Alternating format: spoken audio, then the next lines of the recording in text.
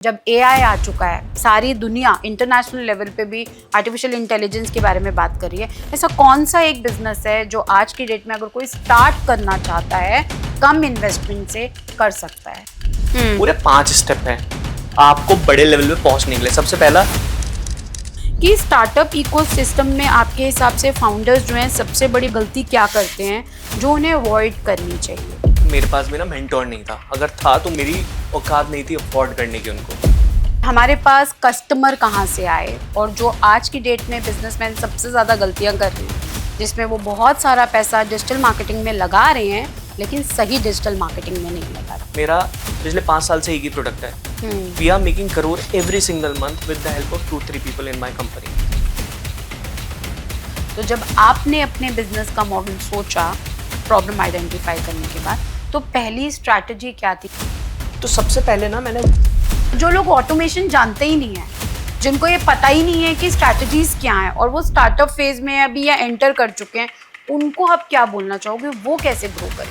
कि जो एआई आ रहा है अपनी हर चीज को कैसे ऑटोमेट किया जा सकता है। कस्टमर आने से लेके उससे पैसे निकलवाने तक आप कंप्लीटली सब कुछ ऑटोमेट कैसे कर सकते हो। कि जब ये क्वेश्चन आता है मार्केट में कि आपका प्रोडक्ट महंगा है, एक सेल्समैन को या एक फाउंडर को इसके ऊपर क्या ऑब्जेक्शन देने चाहिए? गुरु थे इंडस्ट्री के, मैंने उनको बुलाया, मैंने पॉडकास्ट में उनसे पूछा कि भाई आपकी प्रॉब्लम क्या है, मुझे सिर्फ प्रॉब्लम दे दो अपनी। तो उनका कह रहे नहीं सब कुछ अच्छा चल रहा है, ये मैंने कहा ऐसा हो ही नहीं सकता। अंबानी टाटा बिरला के भी बिजनेस में प्रॉब्लम होती है।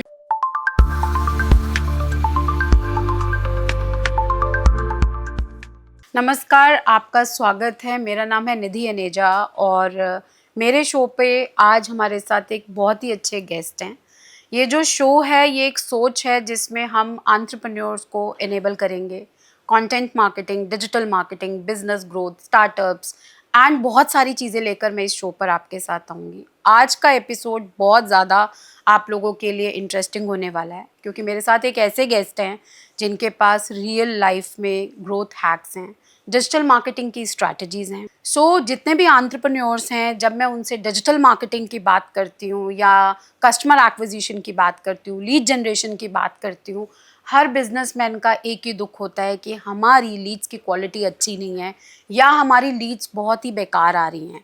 बट जब उनके सामने एक कोच आता है जिससे वो इंस्पायर हैं या जिनको वो फॉलो करते हैं, उन कोच के नाम से उन लोगों के बिजनेसेस में बहुत ग्रोथ आई है। उन्होंने अपने बिजनेस में एक्सपोनेंशियल ग्रोथ ली है और आज बहुत ही खास गेस्ट हमारे साथ हैं जो इंडिया के नंबर 1 डिजिटल बिजनेस कोच हैं और मेरे साथ हैं डिजिटल धैर्य। थैंक यू सो मच, बहुत अच्छा इंट्रोडक्शन था and I am really excited for this podcast Nidhi. Thank you so much धैर्य। इस शो में हम ये जानना चाहेंगे बिकॉज ऑडियंस सारी बिजनेस की है, बिजनेस क्लास है, स्ट्रैटेजीज, ग्रोथ, हर चीज़ सबसे पहले जो स्टार्ट होती है वो होती है डिजिटल मार्केटिंग से, कि हमारे पास कस्टमर कहाँ से आए। और जो आज की डेट में बिजनेसमैन सबसे ज़्यादा गलतियाँ कर रहे हैं जिसमें वो बहुत सारा पैसा डिजिटल मार्केटिंग में लगा रहे हैं लेकिन सही डिजिटल मार्केटिंग में नहीं लगा रहे हैं। उन्हें सेल्स फनल नहीं पता, उन्हें कस्टमर्स का कैक नहीं पता, बस पैसा लगा रहे हैं, राइट? तो वहाँ पर जब, क्योंकि मैं आपसे बहुत इंस्पायर्ड हूँ when it comes to digital marketing, sales growth, sales hacks, right?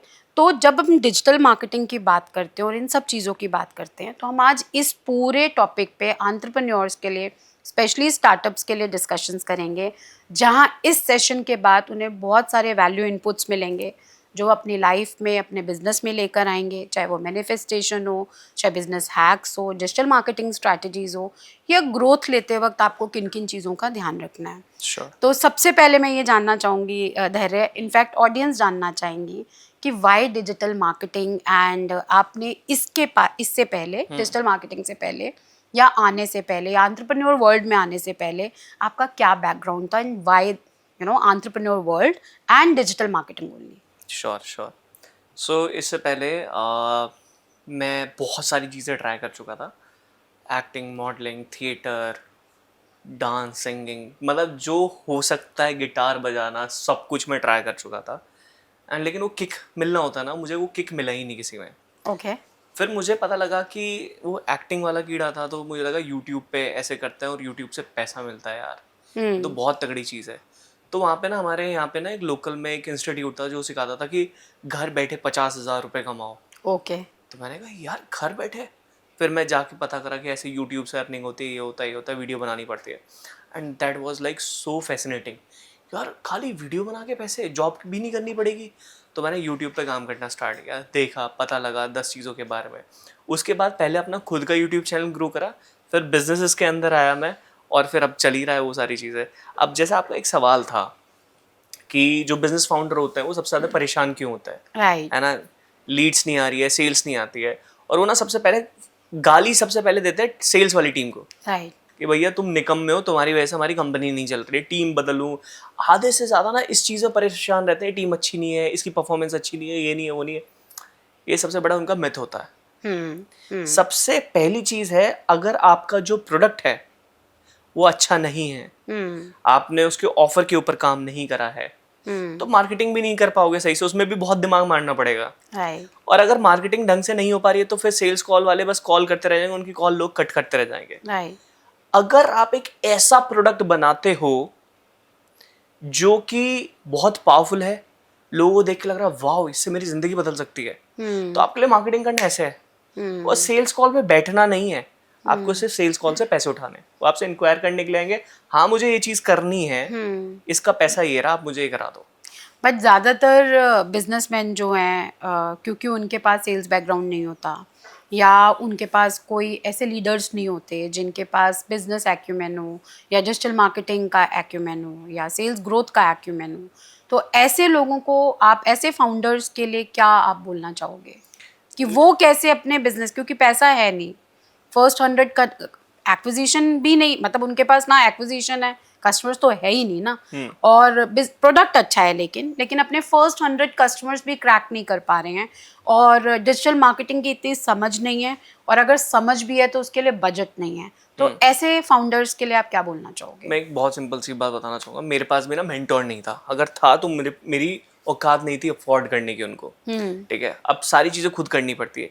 एक वीडियो में मुझे पता लग गया, आपके पास प्रॉब्लम आई, आप उस पर लग जाओ सॉल्व करने के लिए, सॉल्यूशन निकला आगे बढ़ो, फिर नई प्रॉब्लम आएगी, इस प्रॉब्लम का सॉल्यूशन लो, तुरंत आगे बढ़ो। तो इस तरीके से मैंने अपनी सारी प्रॉब्लम सॉल्व करी। अब सबसे इंपॉर्टेंट क्या होता है ना, 3 तरह के लोग होते हैं। पहला एक होता है जो बहती गंगा में हाथ धोता है, एक बहती गंगा के साथ बह जाता है, एक होता है जो उसके ऊपर राइड करता है अपनी मर्जी से कहाँ जाना है, और असली चैंपियन वही होता है।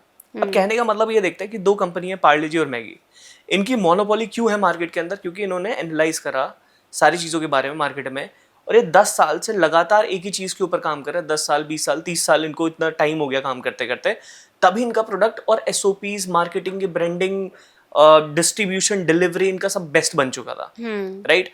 तो सबसे पहले फाउंडर को एक चीज़ देखनी चाहिए कि आपको बहती गंगा में बहना नहीं है, हाथ भी नहीं धोना, आपको उसके ऊपर राइड करना है। इट मीन्स आपको सबसे ज्यादा टाइम लगाना है रिसर्च और डेवलपमेंट में, ऐसी कौन सी चीज है जो एवरग्रीन है। अब जैसे फॉर एग्जांपल सांस लेना जरूरी है, तभी हम चल पाएंगे, अदरवाइज हम नहीं चल पाएंगे। तो बिजनेस के लिए ऐसी क्या चीज इंपॉर्टेंट है? Leads, marketing, system, processes. ये आने वाले 100 साल तक निधि चल सकता है, चलेगा ना आगे वाले 100 साल तक। तो यही प्रोडक्ट आपका होना चाहिए जिसकी मार्केट में डिमांड है, जिसकी नीड है। 10 कॉम्पिटिटर को अपने एनालाइज करो कि भाई वो क्या बेच रहे हैं, उनसे बेटर कैसे कर सकते हो, उनसे बेटर क्या ऑफर कर सकते हो, तभी आप अपने प्रोडक्ट को एवरग्रीन बना सकते हो। आपको 10 प्रोडक्ट बनाने की जरूरत नहीं है।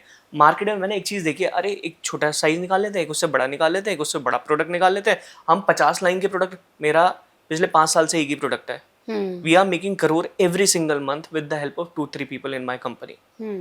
अब क्या है कि हमने उसी के ऊपर काम किया जो एवरग्रीन है, हमारी सारी चीजें ऑटोमेटेड है। क्या उसकी, मैं ये सवाल अपने से बार बार पूछता हूँ कि इसकी डिमांड आने वाले 100 साल तक खत्म हो सकती है? नहीं हो सकती, इसकी डिमांड हमेशा बढ़ेगी। तो इसलिए हमने 5 साल लगातार एक प्रोडक्ट पे इतनी ज्यादा मेहनत करी, इतना ज्यादा काम करा है, शायद हमसे ज्यादा बेस्ट इसके अंदर कोई नहीं है। I am the not a Virat Kohli, I am a Ronaldo of this industry, क्योंकि मैं लगातार इतने ज्यादा रैप्स और प्रैक्टिस करी है इसको इम्प्रोवाइज करने के लिए कि हमारा प्रोडक्ट बहुत तगड़ा बन गया। So that's how you create your own product. Evergreen product बनाओ, एक बनाओ, लेकिन वो बहुत तगड़ा होना चाहिए। और ये एक के बारे में मुझे वहां से पता लगा था, वन थिंग बुक पढ़ के, कि आप एक ही चीज बार बार करोगे तो बेस्ट होगी। आपको 10 प्रोडक्ट निकालने की जरूरत ही नहीं है। ओके, सो सेल्स और मार्केटिंग को कैसे बैलेंस करें? एक एंटरप्रेन्योर है जिसके पास छोटी टीम है, प्रोडक्ट वाओ है, लेकिन उसके पास एज आई सेड कि डिजिटल मार्केटिंग का ज्ञान नहीं है और वो सेल्स एंड मार्केटिंग को बैलेंस कैसे करके चले अपनी टीम में या अपनी कंपनी में, बिकॉज उसके पास टीम भी नहीं है अभी। ये कैसे कर सकता है एक फाउंडर? क्योंकि ज़्यादातर स्टार्टअप्स जब बिजनेस स्टार्ट करते हैं उनके पास एक प्रोडक्ट होता है, एक अच्छा आइडिया होता है। पुश्तैनी बिजनेसेस भी कई लोग रीस्टार्ट करते हैं, उसको रिवैम्प करके प्रोडक्ट को मार्केट में लाते हैं, लेकिन उनके पास पैसा नहीं होता डिजिटल मार्केटिंग में पैसा लगाने के लिए। उनके पास ना दिमाग होता है, ना उनको किसी ने ज्ञान दिया होता है, और टीम तो होती ही नहीं है। ऐसे फाउंडर्स को जो इस टाइम स्ट्रगल कर रहे हैं, राइट, वो सेल्स एंड डिजिटल मार्केटिंग में बैलेंस कैसे करें? बहुत सिंपल है, क्योंकि मैं इस फेज से खुद निकल के आया हूँ, तो मुझे पता है कि इसका आंसर क्या है। राइट।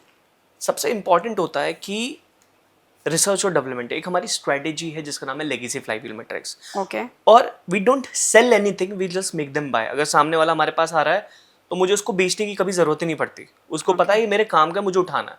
अब ये स्ट्रेटेजी बनी कैसे? मेरा एक फ्रेंड था, साउथ इंडियन गाय, संतोष। ओके। उसके साथ मैंने बहुत टाइम स्पेंड किया है और वो बहुत स्मार्ट बंदा था। तो उसने बोला, धैर्य ऐसा क्यों हो रहा है, ऐसा तू क्यों कर रहा है? हर बात में वो मेरे से सवाल पूछता था और मैं कहता हाँ ऐसा क्यों, ऐसा क्यों, ऐसा क्यों, ऐसा क्यों। तो वो स्ट्रेटेजी उस तरीके से बनी। अभी सबसे पहले हमने ना, जब प्रोडक्ट बनाने वाले फेज में थे, जब मेरी बिल्कुल कंपनी जीरो पे हो गई थी, 2 लोग थे, उनको भी मैंने बोल दिया था, नोटिस पीरियड दे दिया था कि भाई मेरे पास पैसा नहीं है, आप अपना जुगाड़ देखो दूसरी कंपनी में। मैं वहाँ से बिल्कुल जीरो से होके आया हूँ दोबारा। तो मैंने सबसे पहले जितने भी इंडस्ट्री के बड़े लीडर्स थे, मैंने सबके साथ पॉडकास्ट किया। मतलब 30-40 पॉडकास्ट करने के बाद मैंने उनसे पूछा, भाई आप अपनी मुझे प्रॉब्लम बताओ, आप इतने बड़े स्केल पे हो। जो इवन 500 करोड़ वाले लोग भी है ना, मैंने उनसे बात करके सिर्फ इतना पूछा, आप अपनी प्रॉब्लम बताओ। पॉडकास्ट पे कोई नहीं बताता। That means, sorry I am cutting you, in case अगर किसी की कोई पॉडकास्ट नहीं कर सकता, तो आप ये बोल रहे हो कि उसको जाकर मार्केट में जो बड़े बड़े लीडर्स हैं, जिनसे आप इंस्पायर्ड हो या आपके रोल मॉडल्स हैं, और या वो सिमिलर इंडस्ट्री में है, आपको उनके साथ जाकर उठना बैठना चाहिए, उनका प्रोडक्ट समझना चाहिए, उनका मॉडल समझना चाहिए, वो उन्होंने क्या ऐसी चीज़ क्रैक की है मार्केट के अंदर जो आपको इम्प्लीमेंट करनी चाहिए। This is what you are saying? See exactly वही है, लेकिन इसको थोड़ा सा मॉडिफाई करते हैं। सबसे पहले जब मैं उन फाउंडर से मिल रहा था ना जी, तो कोई अपनी प्रॉब्लम इतनी जल्दी नहीं बताता है। ओके। ठीक है, चलो मेरे तो यूट्यूब पे फॉलोअर्स थे, तो इसलिए उन्होंने अप्रोच कर लिया मुझे और हम अप्रोच करके बात करनी स्टार्ट कर दी। कनेक्ट हो पाए। अगर आपके पास नहीं है ना, तो आप उनकी टीम से बात कर सकते हो, आप 10 लोगों से घुसने की कोशिश कर सकते हो, इंडस्ट्री के लोगों से इवेंट में जाके 10 चीज़ें हो सकती है। अगर आपको अपना रास्ता खोजना है ना, वो कहीं से भी मिल ही जाएगा, अगर आपको करना है, आपके अंदर वो पैशन है उस चीज़ को लेकर। तो अब बहुत सिंपल था कि जितने भी गुरु थे इंडस्ट्री के, मैंने उनको बुलाया, मैंने पॉडकास्ट में उनसे पूछा कि भाई आपकी प्रॉब्लम क्या है, मुझे सिर्फ प्रॉब्लम दे दो अपनी। तो उन्होंने कहा, धैर्य नहीं, सब कुछ अच्छा चल रहा है ये। मैंने कहा ऐसा हो ही नहीं सकता, अंबानी, टाटा, बिरला के भी बिजनेस में प्रॉब्लम होती है, तो मुझे प्रॉब्लम बता दो। मैंने 40 प्रॉब्लम एक पेज पे लिखी। ओके। 40 पॉडकास्ट, 50 पॉडकास्ट करने के बाद 40 प्रॉब्लम लिखी। उसमें से मैंने देखा कि कॉमन पैटर्न क्या आ रहा है। सबकी प्रॉब्लम एक थी, धैर्य मेरे पास टाइम नहीं बचता, हमारे पास लीड अच्छी नहीं आ रही है, हमारे कन्वर्जन अच्छे नहीं है, हमारा डेटा अच्छा नहीं आ रहा है, हम अपना पैट कैसे इंक्रीज करें। वो कॉमन क्वेश्चन आ रहे थे। ओके। अब मैंने देखा यार ये तो सारे वही क्वेश्चन है जो एक एक्सपीरियंस बायर पूछ सकता है, जो एक मैच्योर इंसान पूछ सकता है। फिर मैंने उनको कॉल लगाया कि मैंने कहा भाई आप ये इंप्लीमेंट करके देखो, you will get a solution, you will make money. उन्होंने मेरी बात को समझा नहीं, क्योंकि वो खुद ही इतनी कॉम्प्लेक्स प्रॉब्लम थी और मैंने भी उसका सॉल्यूशन कॉम्प्लेक्स ही दिया। अब उन्होंने वो इम्प्लीमेंट नहीं करा, इग्नोर कर दिया, क्योंकि बिजनेस चल रहे होते हैं, पैसा आ रहा होता है, तो कॉमन प्रॉब्लम्स, जो सबसे इंपॉर्टेंट प्रॉब्लम्स होती हैं बिजनेस की, जिससे आपका बिजनेस एक्सपोनेंशियल ग्रोथ ले सकता है, उसके ऊपर फोकस नहीं। क्योंकि हर कोई अपने गले से खुश है कि चलो 5 लाख आ रहा है, 5 करोड़ आ रहा है, तो ध्यान नहीं दिया गया उस पर। फिर आपने कैसे किया? फिर मैंने उनको दोबारा कॉल करी, मैंने कहा भाई मैं सारी जिंदगी आपकी गुलामी करने के लिए तैयार हूँ, मैं पूरी जिंदगी बैठ के आप जो बोलोगे घर का काम आपका वो करूंगा, लेकिन ये एक बार इंप्लीमेंट करके देख लो, अगर इससे कुछ रिजल्ट आया तो मुझे बोलना। ओके। तो मैंने बहुत फोर्सफुली उनको बार बार कॉल करके परेशान कर दिया था, इस प्रॉब्लम का ये सॉल्यूशन है। 3-4 लोगों के साथ ऐसा किया, उन्होंने इंप्लीमेंट करा, बूम, उन्होंने के मैसेज आए इतने लंबे लंबे, धैर्य थैंक यू सो मच, हमारा इतना रिजल्ट बढ़ गया इतना। मैंने कहा फक, दिस इज वर्किंग। तो बहुत आसान था। उसी को लेके हमने पूरा फ्रेमवर्क बनाया, उसी को लेके हमने अपना कंसल्टिंग बिल्ड करा। एंड मैंने ना इंस्टाग्राम पे एक स्टेटस डाल दिया, अगर आपको अपने बिजनेस को यहाँ से यहाँ लेके जाना है, ये प्रॉब्लम आ रही है, then this is for you, let's book a call with me. और मैं पहले 2000 का प्रोडक्ट था, फिर मैंने ₹1,00,000 का प्रोडक्ट निकाला था, ₹1,00,000 का। पहले दिन के अंदर ही मेरे पास 4 कॉल बुक हुई। सबसे कमाल की बात, मुझे बेचने की ज़रूरत नहीं पड़ी। एक इंस्टाग्राम के स्टेटस से मैंने 4 लाख रुपए बना लिए। वाह, इससे ये चीज़ तो प्रूवन हो गई, लोगों को इसकी नीड की ज़रूरत नीड है। है, राइट। जो टॉप लेवल के कोचेस हैं उनके बिजनेस में ये प्रॉब्लम है, मिड लेवल के भी होगी और लो लेवल के भी होगी, और वो इतना सारा काम कर ही रहे होंगे। तो बहुत सिंपल था, मैंने उसके बाद बनाया fighter jet messaging engine. Advertisement को पावरफुल किस तरीके से बनाया जाता है, जो मेरी बात 4, 5, 10 लोगों तक जा रही थी, अब वो 1000 लोगों तक पहुंच रही, 2000 लोगों तक, लाख लोगों तक पहुंच रही थी। तो मुझे बेचना ही नहीं पड़ा। एंड जब वो मेरे साथ आ रहे थे तो I was not selling anything, I am just making them by. वो कह रहे यार ये एग्जैक्ट प्रॉब्लम मैं फेस कर रहा हूँ, ये लो पैसा लो, इसको सॉल्व करो, ये लो पैसा लो, सॉल्व करो। सो इस तरीके से पूरा रिसर्च डेवलपमेंट होता है। बहुत लोग क्या पता है आजकल क्या करते हैं कि चप्पल घिसना पसंद नहीं है किसी को, चैट जीपीटी यहाँ से रिसर्च कर लेंगे, गूगल से रिसर्च कर लेंगे। भाई एक्चुअल जो ग्राउंड प्रॉब्लम है ना, तुम्हें उनसे पता लगेगी जो इस फील्ड के अंदर ऑलरेडी काम कर रहे हैं। वो आपको 2 मिनट में बता देते हैं। एक्सपीरियंस लोग एकदम शक्ल देके आ रहे हैं, नहीं ये नहीं ये सही है, ये नहीं ये सही है। तो आप अगर उनसे बात करोगे ना, फायदा तब होगा। सो आपके फर्स्ट 4 कस्टमर्स जो आपने बोले पहले दिन में, उसकी क्या कोई स्ट्रैटेजी थी कि भाई मैं धैर्य, मैंने लोगों की बिजनेसेस की प्रॉब्लम आइडेंटिफाई कर ली है, राइट? अब मैं फुल फ्लेजेड एक कोच मार्केट में जाना चाहता हूँ, जहाँ मैं लोगों के बिजनेसेस को इनेबल करूँगा, उन्हें एक्सपोनेंशियल ग्रोथ पे लेके जाऊँगा। तो जब आपने अपने बिजनेस का मॉडल सोचा प्रॉब्लम आइडेंटिफाई करने के बाद, तो पहली स्ट्रैटेजी क्या थी? कैसे फुल फ्लेजेड आप इंस्टा पे गए, मार्केटिंग की, क्या आपने क्या चीज़ें, फर्स्ट स्टेप्स क्या लिए थे आपने? श्योर। तो सबसे पहले ना मैंने 1-on-1 पढ़ाना स्टार्ट किया लोगों को। जब मेरे पास वो 4 लोग आए ना, तो मैंने उनको वो सारी चीज़ें इम्प्लीमेंट कराई।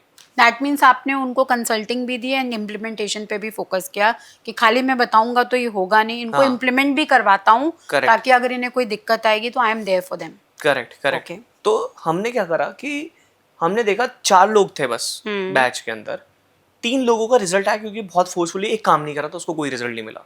ओके। तो मैंने सोचा कि यार अब ना ज़्यादा लोग हो जाएंगे तो बहुत डिफिकल्टी आएगी इनको डिलीवरी देने में। तो हुआ क्या कि हमने ऐड चलाया, 40 लोग एक बैच में आ गए, मतलब 40 लाख एक झटके में बने एक हमारे। झटके में 40 लाख आ गया। अब वो मेरी लाइफ का नाइटमेयर था। उन लोगों ने मेरी बैंड बजा दी। मैं 3 क्लासेस लेता था लाइव, मंडे थर्सडे सैटरडे, इस तरीके से लेता था। डरे ये नहीं हो रहा, ये नहीं हो रहा, ये नहीं हो रहा, वो नहीं हो रहा, ये नहीं हो रहा, ये नहीं हो रहा। मैंने कहा फक, ये तो मैं मेंटली पागल हो जाऊंगा, मैं तो परेशान हो जाऊंगा ये सब चीजें कर करके। इतने मतलब लोगों सर्विसिंग के ऊपर प्रॉब्लम आनी शुरू हो का गई। बहुत ज्यादा प्रॉब्लम आनी स्टार्ट हो गई कि एक इंसान है और 40 लोगों को सिखाना, it is like very difficult. Very difficult, और वो भी 1-on-1 कंसल्टिंग में। 1-on-1 कंसल्टेशन के अंदर मेरा कॉल स्टार्ट होता था 4 बजे और रात को 9 बजे खत्म होता था। इतनी देर तक मेरे कस्टमर बैठे रहते थे और मैं उनके साथ लगा रहता था और मुझे उनकी गाली भी सुननी पड़ती थी। तो मैंने कहा यार नहीं, मैं इसलिए नहीं बनाऊं, this is a very respectful job, मैंने अपना बिजनेस बनाया है, मुझे पता है क्या प्रॉब्लम है, इसका डिलीवरी चेंज करना पड़ेगा। राइट। और फिर हमने अपनी डिलीवरी के ऊपर बहुत काम करा। हमने कहा कि अगर 1000 लोग आ जाएंगे, मैंने अपने आप से 1 हफ्ते की छुट्टी ली और मैंने अपने आप से सवाल पूछा, धैर्य अगर तुझे बड़ा बनना है कि नहीं बनना है, तू देखता अपने आप को टॉप में या नहीं देखता है? अगर तेरे पास कल 1000 लोग होंगे तो उनको डिलीवरी कैसे देगा? और वहीं से हमारी डिलीवरी की जो कस्टमर मैकेनिज्म है वो बनने स्टार्ट हो गए और प्रॉब्लम सॉल्व हुई हमारी। सो दैट मीन्स आपने voice of the customer identify की, आपके पास कस्टमर्स आ गए थे, लेकिन आपको ये समझ में आ गया था कि अगर मैंने अपनी सर्विसेज पे ध्यान नहीं दिया, जो मैं प्रॉमिस कर रहा हूँ, जो कमिट कर रहा हूँ मार्केट के अंदर कि मैं उन्हें इनेबल करूँगा, अगर मैंने उनको इनेबल नहीं किया तो मेरे ये 40 कस्टमर्स जो मेरे एडवोकेट बन सकते हैं, मार्केट में ये मेरा नाम खराब कर सकते हैं। तो मुझे पहले इन 40 कस्टमर्स को ऐसा वैल्यू एडिशन देना है इनके बिजनेसेस में, ताकि ये मार्केट में जाके मेरे एडवोकेट बने, प्लस मेरे को भी एक सेटिस्फेक्शन हो कि मैंने जो मॉडल मार्केट में लेके आया हूँ वो सक्सेसफुल है, लोग इससे सक्सेस ले रहे हैं, उनके बिजनेस को एक्सपोनेंशियल ग्रोथ मिल रही है। राइट, आप यही बोल रहे हैं। सो देखिए, ये बहुत इंपॉर्टेंट है एक फाउंडर के लिए, या कोई भी बिजनेस कोच है, या कोई भी डिजिटल मार्केटिंग के अंदर एक्सपर्ट्स हैं, या किसी भी बिजनेसेस में आप काम कर रहे हैं, जब आप कोई भी प्रोडक्ट के लिए कमिटमेंट देते हैं, चाहे वो आपके एम्प्लॉयज़ हों या आपके कस्टमर्स हों, कस्टमर्स की वॉइस को सुनना सबसे ज़्यादा इम्पॉर्टेंट है। ज़्यादातर लोग यही कर रहे हैं, कोचेस भी यही कर रहे हैं, बिजनेसमैन भी यही कर रहे हैं कि सिर्फ पैसा उठा रहे हैं। आप पैसा उठा लोगे, डिजिटल मार्केटिंग के थ्रू उठा लोगे, यूट्यूब चैनल के थ्रू उठा लोगे, लेकिन आप सस्टेन नहीं कर पाओगे।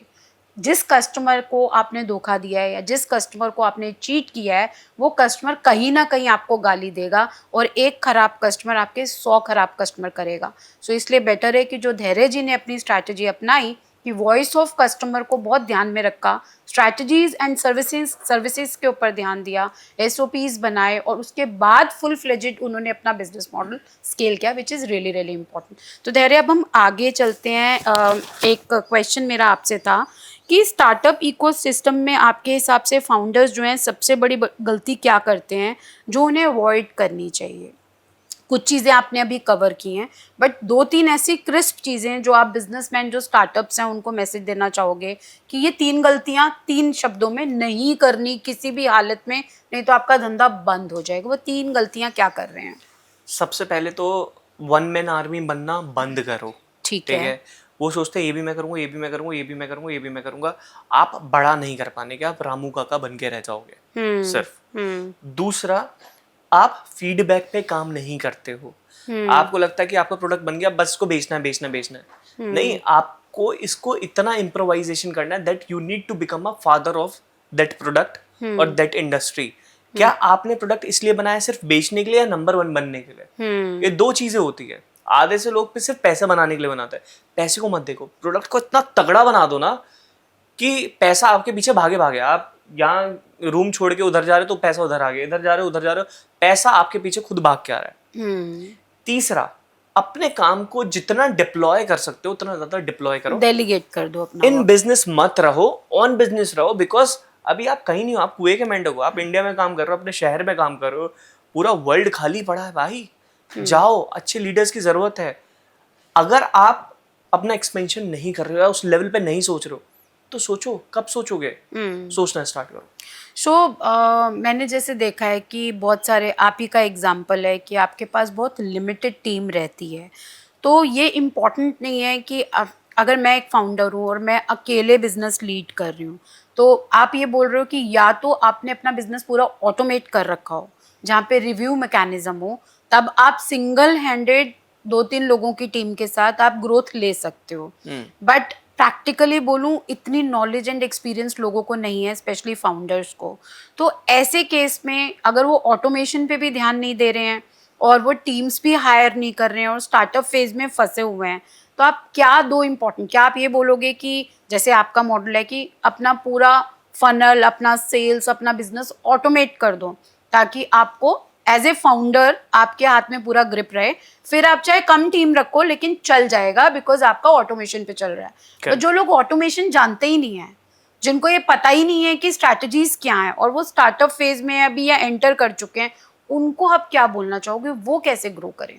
देखो, मैं आपको बताता हूँ, आधे से ज़्यादा लोग ना ऑटोमेशन का मतलब ये समझते हैं व्हाट्सएप पे मैसेज को ऑटोमेट कर दिया है या थोड़ा मोटा काम ऑटोमेट कर दिया, वो ऑटोमेशन होता है। पूरे 5 स्टेप हैं आपको बड़े लेवल पे पहुंचने के लिए। सबसे पहला जो मैंने बताया कि एवरग्रीन प्रोडक्ट बनाओ। ओके। रिवर के ऊपर राइड करना है, बहना नहीं है उसके साथ। ओके। तो पहला एवरग्रीन प्रोडक्ट बनाओ रिसर्च डेवलपमेंट करके। दूसरा पार्ट आता है उसको आप डिलीवर कैसे कर रहे हो, सिस्टम प्रोसेस, आपका कस्टमर कहाँ से आ रहा है, उसकी बैक एंड तक की जर्नी कैसे होगी। आप ये देखो कि अगर वो आपके पास आ रहा है, जितना आपने उससे चार्ज लिया, उसको क्या वैल्यू मिल रही है, उसका क्या रिजल्ट है और उसका एक्सपीरियंस बहुत अच्छा होना चाहिए। वो सिस्टम प्रोसेस आपको क्रैक करने पड़ेंगे। Okay. और ये एक बार की मेहनत होती है, उसके बाद बम बूम बूम बूम बूम होता रहेगा। थर्ड में आपको होता है टीम बिल्डिंग। आपको जब ये सारी चीजें करके आपका इतना बेहतर प्रोडक्ट बन गया, अभी मैं निधि आपको बताता हूँ, हमारे प्रोडक्ट में ना इतने फीडबैक आए, अब शायद उसमें सारे प्रोज एंड कॉन्स खत्म हो गए। अब क्या था, जब वो इतना ज्यादा इंप्रोवाइज हो गया, जो चीजें मैं देख रहा था, अब मुझे तसल्ली होगी, नहीं अब ये टीम को डेलीगेट करना चाहिए, तो मैंने टीम बिल्डिंग पे फोकस करना स्टार्ट किया। थर्ड पार्ट है टीम बिल्डिंग। जितना मेरा काम डिप्लॉय हो सकता था मैंने उतना काम डिप्लॉय कर दिया। फिर उसके जब ये काम हो गया, टीम बिल्डिंग हो गई, सब अपना एसओपी वगैरह सब मैनेज करने लगे, मैं दुबई चला गया कि अपने बिजनेस को एक्सपेंड करने के लिए। वो मेरी सबसे बड़ी गलती थी। मैंने देखा 1 हफ्ते के अंदर 0 सेल, और मेरे मुंह पे थप्पड़ लगा दुबई से कि भाई this is not the right time. उसके बाद आते ही मैंने सेल्स टीम बिल्ड करना स्टार्ट किया। ओके। सेल्स टीम के मेरे बिना काम हो सकता है, मैं सिर्फ अब उतनी सेल्स पे बैठता हूँ जितना मेरा एडवर्टीजमेंट का खर्चा निकल जाए और जितना टीम की सैलरी निकल जाए। उसके बाद पैसा बने ना बने मुझे फर्क ही नहीं पड़ता, मुझे देखना भी नहीं है। क्योंकि अगर मुझे बहुत बड़ी चीज़ करनी है ना, मैं लॉन्ग टर्म के चक्कर में अपना शॉर्ट टर्म मतलब लॉन्ग टर्म ही सही करूंगा, शॉर्ट टर्म के लिए मैं देखता भी नहीं हूँ। पैसा बने अभी ना बने कोई फर्क नहीं पड़ता, ठीक है। थर्ड लेवल हो गया कि आपको टीम बिल्ड करनी पड़ेगी और आपकी सेल्स भी आपको ऑटोमेट करनी पड़ेगी। फोर्थ चीज आपकी हो जाती है ऑटोमेट। आप कितने लेवल पे चीज़ों को ऑटोमेट कर सकते हो। जब आप स्केलिंग वाले फेज में होते हो ना, लोग जुड़ेंगे, एक टीम मेंबर जुड़ा, 2 3 4 5 6, अब वहां से बैठ के पिक्चर देखो, आधे से ज्यादा लोगों को कंपनी का पैट इंक्रीज नहीं होता है, प्रॉफिट इंक्रीज नहीं होता। क्यों? क्योंकि वो दूर से बैठ के पिक्चर नहीं देखते हैं। आप आराम से शांति से बैठो। इस डिपार्टमेंट की मेरे पास से 5 लाख सैलरी जा रही है, सिस्टम प्रोसेस में इतना लग रहा है, एडवर्टीजमेंट में इतना लग सकता है। अब देखो यहाँ से क्या क्या चीजें कट सकते हो और ऑटोमेट हो सकता है। अब वहां पे जैसे फॉर एग्जांपल पहले लोग हमें गाली दे देते थे कि हमने आपको पेमेंट करा है कंसल्टेशन का, आपका कोई कॉल नहीं आ रहा है, आपका कोई वो नहीं आ रहा है। रात के 2 बजे होता था बेसिकली, तो गाली। अब वहां से पता लगा कि भाई रात के 2 बजे हम कैसे रिस्पॉन्स कर देंगे, इसमें समझ नहीं है कि आदमी में। लेकिन नहीं, हमें समझना पड़ेगा कि भाई वो हमारा कस्टमर है, उसके पास वो इन्फॉर्मेशन जानी चाहिए।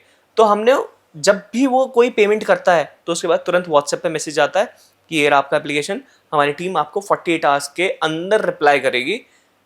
उसके मन की तसल्ली हो जानी चाहिए, हाँ मेरा पैसा चला गया तो मेरे पास रिसिप्ट आ गई है, या मेरे मन की शांति हो जाए, है ना। तो जितने लेवल पे आप अपने काम को ऑटोमेट कर सकते हो, पूरा प्रोसेस कस्टमर के हाथ में एकदम क्लियर आ जाए कि अच्छा पहला स्टेप ये है, सेकंड ये है, थर्ड ये है, वो भड़केगा नहीं, आपको गाली नहीं देगा, कुछ नहीं करेगा, ऑटोमेट कर दो जितने लेवल पे हो सकता है। 5वां लेवल होता है मैथ्स। एक बिजनेस फाउंडर को ना पैट वैट कुछ भी नहीं देखना चाहिए मेरे हिसाब से। अब उसके लिए देखने के लिए एनालिस्ट हैं आपके पास। सपोज कीजिए 5वां है स्केल विद लॉजिक। अब आज की डेट में मैं क्या देखता हूँ, मैं देखता हूँ इस बारी मैंने 10 लाख का एडवर्टीजमेंट डाला है या 10 लाख रुपए अपनी पूरी कंपनी में लगाया, तो मेरा आउटकम कितना है मैं नहीं देख रहा हूँ। रिस्क एनालिसिस, पैट वगैरह वो सारी चीजें नहीं देखता हूँ मैं।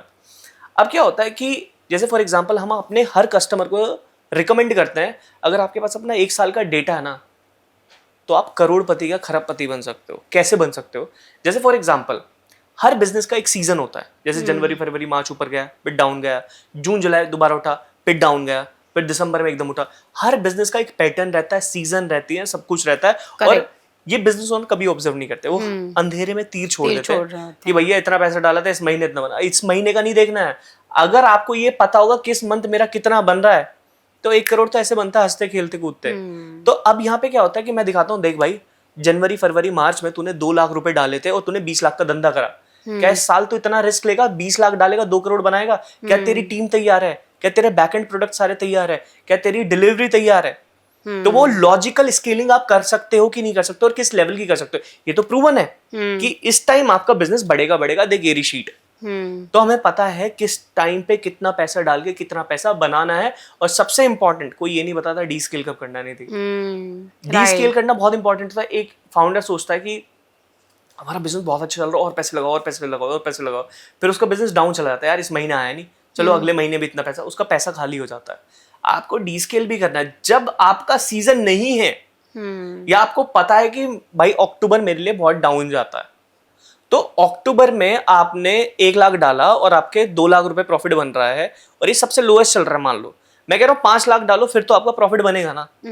आपको बहुत लॉजिकली स्केलिंग करना पड़ेगा देख के, यार मैं कब डी स्केल करूँ। आपके पास जब तक नंबर फिगर्स टिप्स पे हाथ पे नहीं है ना, तो आप बिजनेसमैन नहीं हो। आपने जो चप्पल घिस के मेहनत करी है, जितने मैंने आपको 5 स्टेप बताए हैं, उसके बाद सिर्फ एक ही गेम बचता है, डालना और निकालना। कहते हैं ना पैसे से पैसा बनना, पैसे से पैसा। मुझे उसमें 10 साल लगे हैं पूरे करने में, लेकिन 10 साल में ये समझ में आ गया कि पैसे से पैसा कैसे बनना है, और सिर्फ एक प्रोडक्ट के साथ। मल्टीपल प्रोडक्ट है नहीं, एक प्रोडक्ट है, एक ही प्रोडक्ट, और उसमें हमारे कस्टमर की कंप्लेन नहीं आती है। सबसे इंपॉर्टेंट है कस्टमर सर्विस हमने इतनी बेटर कर दी ना। मैं पहले जियो को देखता था कि भाई एकदम जियो फाइबर का कुछ गड़बड़ हुई, करा कंप्लेन करा, एकदम वो आ गई। अब उनका भी बेकार हो गया है। क्यों बेकार हो गया कि मैं अभी प्रॉब्लम फेस करी, हम ढूंढ रहे हैं कैसे कॉल करें, कैसे बुलाएं, क्या करें, कुछ नहीं आ रहा है, कोई रिस्पॉन्ड नहीं आ रहा है। मैंने कहा ऐसा तो नहीं करना है। जितना मैं उस दिन बहुत क्लास था, मैं गाली दे रहा था, 4 दिन के लिए इंटरनेट नहीं चल रहा है, साला हमारा बिजनेस डाउन हो जाता है, बहुत दिमाग खराब हो रहा था। तो मैंने कहा कि मैं भी उनका कस्टमर हूँ, देखो मेरे ऊपर कितना इफेक्ट पड़ रहा है। मैं अपने फ्रेंड से बात कर रहा था, मैं जला भुना पड़ा हूँ यार, क्या करना चाहिए? तो कह रहा है यही तुम्हारे कस्टमर के साथ नहीं होना चाहिए बस। करेक्ट। तो हमारे आने से पहले ऑफिस में मैंने क्लियरली बोल रखा है सबको इंडिविजुअल मैसेज करो या कम्युनिटी मैसेज करो, किसी को जरूरत है तो तुरंत हमें रीच आउट करो। और ऑफिस बंद होने से पहले हम क्लियरली बोलते हैं हमें रीच आउट करो। राइट। तो हमारे पास 0 कंप्लेन रहते हैं, 0। आई मेक श्योर तभी भी कोई ऑफिस से बाहर निकले तो कंप्लेन 0 होनी चाहिए, या उनके जो डाउट होते हैं, जो भी उनको हमसे सर्विस ले रहे हैं, वो कंप्लीटली 0 होनी चाहिए। और वो खुद रिकमेंड करते हैं फिर, अरे नहीं भाई धैर्य की सर्विस में जाओ, धैर्य बहुत अच्छा बता रहा है। अभी क्या है कि हमारा कंसल्टेशन तो है ही है, लेकिन वो रिन्यू भी कर रहा है, रिन्यू रेट से बताता है कि आप कितना तगड़ा कर रहे हो। तो यहाँ पे मैं आपको बताना चाहूँगी कि आज की डेट में आप अपनी सर्विस को ऑटोमेट कर सकते हो। आपको बस टैप करना है कस्टमर का सारा साइकिल, जिस दिन से कस्टमर ने आपका ऐड देखा या आपके प्रोडक्ट को देखा और लास्ट मोमेंट तक, जब तक उसने आपसे प्रोडक्ट बाय नहीं कर लिया या कोई सर्विस नहीं बाय कर ली, आप पूरे प्रोसेस को ऑटोमेट कर सकते हो। आज की डेट में बहुत सारी ऑटोमेशन की कंपनीज भी अवेलेबल हैं। अगर आप उनको भी नहीं लेना चाहते, आपका लो बजट है, तो सिंपल मेथड्स हैं, आप उनको यूज़ कर सकते हो। सबसे इम्पॉर्टेंट जो धैर्य ने बताया कि हमारा कस्टमर को लगता है कि हम हर टाइम उसके लिए अवेलेबल हैं, तो अपने बिजनेस के टाइमिंग फिक्स करिए। व्हाट्सएप पे, ईमेल्स पे, जैसे ही कस्टमर जो है आपके पास आता है, फर्स्ट परचेज करता है, उसको ये पता होना चाहिए कि आपकी टीम उसके लिए कब अवेलेबल है, कितने टाइम तक अवेलेबल है, कौन सी डेट्स पे अवेलेबल है। क्योंकि आधी प्रॉब्लम यहीं से आती है कि आपकी टीम फ़ोन नहीं उठा रही और वो कस्टमर्स फ़ोन कर रहे होते हैं अपने टाइम के हिसाब से, और बिजनेसेस चलते हैं अपने इंडिया के टाइम के हिसाब से। तो ये सबसे इम्पॉर्टेंट चीज़ है जो धैर्य ने अभी बताई है, और 5 स्टेप्स धैर्य ने बताए हैं। अगर आप इसको इम्प्लीमेंट करेंगे, जितने भी बिजनेस ओनर्स देख रहे हैं, देखिए मैं धैर्य को बहुत पर्सनली फॉलो करती हूँ, और आप लोग मुझे भी जानते हैं कि 28 ईयर्स का पूरा गूढ़ा सेल्स का एक्सपीरियंस है। बहुत सारे स्टार्टअप्स को, नामी स्टार्टअप्स को ज़ीरो से लेकर बहुत आगे तक लेकर गई हूँ। बट यही सिंपल हैक्स हैं, अगर इस पे फोकस करना शुरू कर दिया, बजाय इसके कि मैं कहाँ से पैसा बना लूँ, नया प्रोडक्ट ले आऊँ, आपके जब तक फंडामेंटल्स करेक्ट नहीं होंगे, एसओपीज ठीक नहीं होंगे, प्रोडक्ट के ऊपर आप रिसर्च नहीं करोगे, आपकी टीम्स ट्रेंड नहीं होंगी, आपके ऑपरेशन सेट नहीं होंगे, आपकी सर्विसेज सेट नहीं होंगी, आप बिजनेस सस्टेन ही नहीं कर सकते। स्केल करना तो बहुत दूर की बात है। आगे बढ़ते हैं धैर्य, मैं नेक्स्ट क्वेश्चन आपसे पूछना है, अगर आज आपको ज़ीरो से स्टार्टअप बिल्ड करना हो, राइट, तो पहले 90 डेज में आप क्या करेंगे? मतलब फॉरगेट दैट धैर्य इज आपका जो एक्सपीरियंस है डिजिटल मार्केटिंग एंड स्टार्टअप्स का, जो आपको ग्रोथ हैक्स मिली हैं, जो विद 8 ईयर्स ऑफ एक्सपीरियंस आपने जो इन्वेस्ट किया है, अगर कोई नया बिजनेस स्टार्ट करना पड़े अपार्ट फ्रॉम डिजिटल मार्केटिंग, आप कौन सा बिजनेस आज की डेट में 2025 में, जब एआई आ चुका है, राइट, और सारी दुनिया इंटरनेशनल लेवल पे भी आर्टिफिशियल इंटेलिजेंस के बारे में बात कर रही है, ऐसा कौन सा एक बिजनेस है जो आज की डेट में अगर कोई स्टार्ट करना चाहता है, कम इन्वेस्टमेंट से कर सकता है, with the kind of input you have given, आपकी पूरी चीज़ों को इम्प्लीमेंट करते हुए? श्योर, मैं आपको एक चीज़ बताता हूँ। मेरे पास ना एक ऑडियो है जिसमें एआई एजेंट बात करते हैं। ओके।